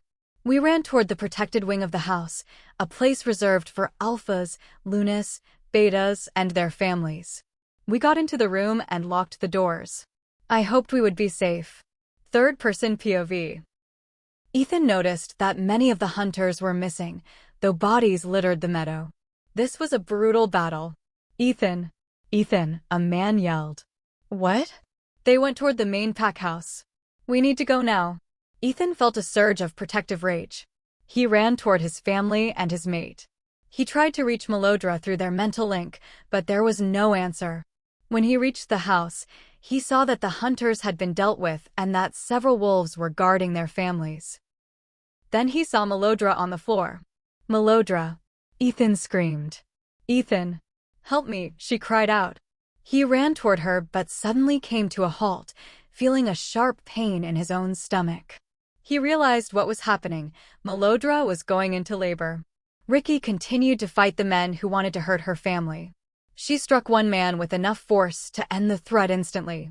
Ricky, watch out, someone yelled. She turned and caught an attacker by the neck, throwing him across the room. She caught her reflection in a mirror and saw her eyes had turned red, the sign of the Alpha bloodline's fury. She continued to defend the house against the remaining hunters. Who knew protecting my home could be so intense, she thought. Sophie POV. Sophie, I heard Jayden calling my name from the mind link. Yeah, I responded. Come to me. Please, he said. I think we are safe now, I whispered to the others. We walked out of the hall and saw the pack cleaning up. Most of the fallen were hunters. I walked into Jayden's room and found him awake. His beautiful blue eyes focused on me, and I smiled. He was going to be okay. Chapter 27. I looked into his beautiful eyes and sat next to him, taking hold of his hand. I felt a sudden urge to kiss him, but I held back, not wanting to cause him any more pain while he was recovering. Jayden. He smiled and began to sit up, bringing my hand to his lips. I watched him, wanting nothing more than to be close to him. The battle was over, and life could finally go back to normal. I could finally think about the future. I started to lean in toward him, but the door suddenly hit the floor. Ricky stood there, breathless and covered in blood. What? I started, but she cut me off. Melodra had the triplets, she yelled. My eyes widened. Already? I looked back and saw that Jayden was already out of bed, fully clothed and ready to go. I smiled at him, and we followed Ricky out of the room. As we walked, I noticed a new scent in the air. We turned the corner and found Melodra and Ethan holding their children. So, what are their names? I asked, gently taking my niece into my arms. Melodra looked at Ethan, and he nodded. Everyone, I would like you to meet my daughter, Jayden Estelle, and my two sons, Liam and Jayden Estelle, Ethan announced. I looked at the two boys in Ethan's arms. They looked exactly like their father. I looked down at the beautiful girl in my arms and knew she would be just like her mother, strong, brave, and loved. I handed Jade back to Melodra and looked at the boys. I hope these boys don't inherit the player trait, I muttered. I heard that, Ethan whined. I smiled at him. Even though he wasn't my biological brother, I still loved him as one. As I looked at my nephews, I noticed a mark on both of them that mirrored the one my father carries, the beta mark. Ethan? I said, pointing to the marks. They have the same mark as I do, he whispered. In our world, when a beta has twin sons, they often have to prove themselves for the position. Sometimes it leads to rivalry, but I truly hoped Liam and Jayden would remain close. I would hate to see my nephews fight. Let's get out of here and go back home, Jayden said. I smiled. Vancouver, here we come. Ricky added. We all laughed and headed back to the cabins to pack. I was going to miss Roseburg, but my true home was in Vancouver. After a few hours of packing and saying our goodbyes, we hit the road. During the drive, I looked down at the slight bump of my stomach and smiled, knowing that soon I would be holding a daughter and a son of my own. I looked over at Jayden. I was happy that we were finally one. He had truly changed, and though I still felt a twinge of jealousy when I thought about his past, I knew he was mine now. I finally felt like I could live my life without the shadow of the hunters hanging over me. I drifted off to sleep, only to be woken by a gentle shake. I looked out the window and saw the sign, Welcome to Washington. Now entering Vancouver. Home, sweet home, I whispered. Then, a sharp pain shot through my stomach. Jayden, I gasped. They are coming. Chapter 28. 5 months later. Sophie, just hold it in. Ricky ordered. I am trying to. I am even holding my breath, I said. She tightened the corset further. I really struggled with dresses that had built-in corsets. Today was the day that I, Sophie Estelle, would marry my mate, Jayden. 5 months ago, our children, Ellie and Jeremy Landon, were born, and we decided it was finally time to build our life together under one roof. 1 month ago, he had proposed to me at the one place I had dreamed of since I was a little girl, Multnomah Falls. That was exactly where the ceremony was being held. I looked down at my dress one last time before leaving the room.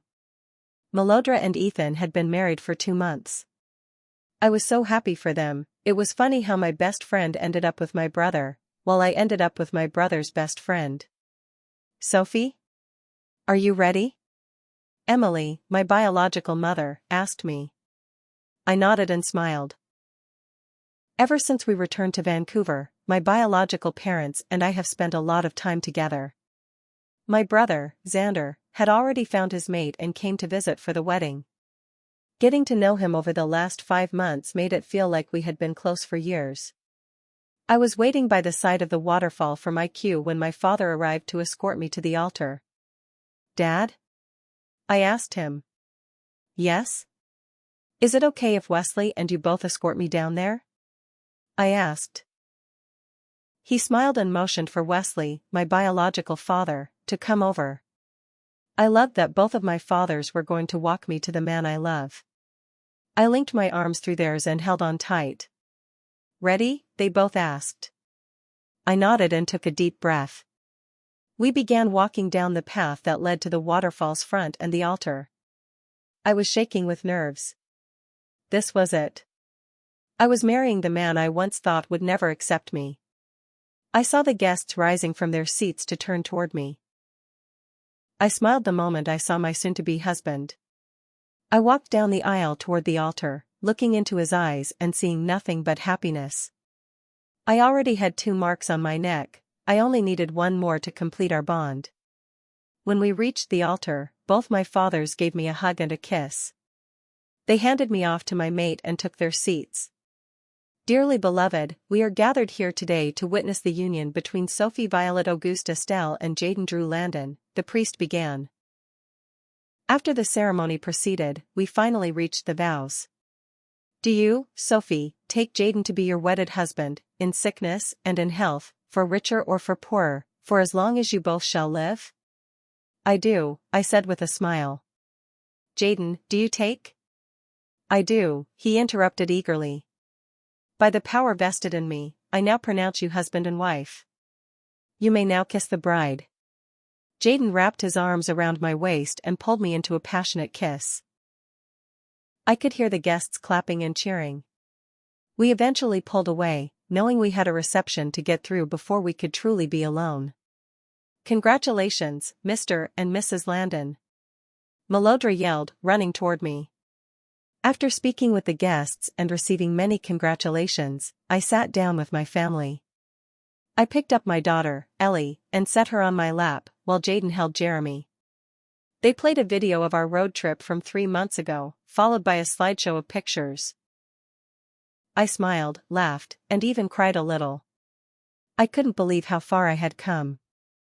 At first, I felt the sting of rejection, and now I was here, holding his hand. Now, it is time for the bride and groom to have their final dance before leaving for their honeymoon. I handed my daughter to Cayenne and made my way to the dance floor with my husband. He wrapped one arm around my waist and took my hand. We danced slowly to a perfect song. Everything was perfect. Before I knew it, we were standing by the car, ready to leave. "Have fun," Ricky yelled. "See you soon," everyone called out. We smiled and got into the car. As we hit the freeway, I felt a brief moment of nervousness about the future. I wondered if my daughter would ever face the same challenges I did. I shook off the feeling and looked over at Jayden. "You ready?" I asked. "I am ready now and forever," he said. He was right. We were ready. We were together, and that was all we needed. Epilogue. 7 years later. Ellie Landon. "Get down from there now," I yelled as my daughter climbed the ladder toward the roof. I watched her descend, my nerves on edge about her potentially falling, but I pushed the anxiety aside. She finally reached the ground and hopped off the last step. "Ellie, you know how dangerous that is," I said firmly. "Sorry, Mommy," she whispered.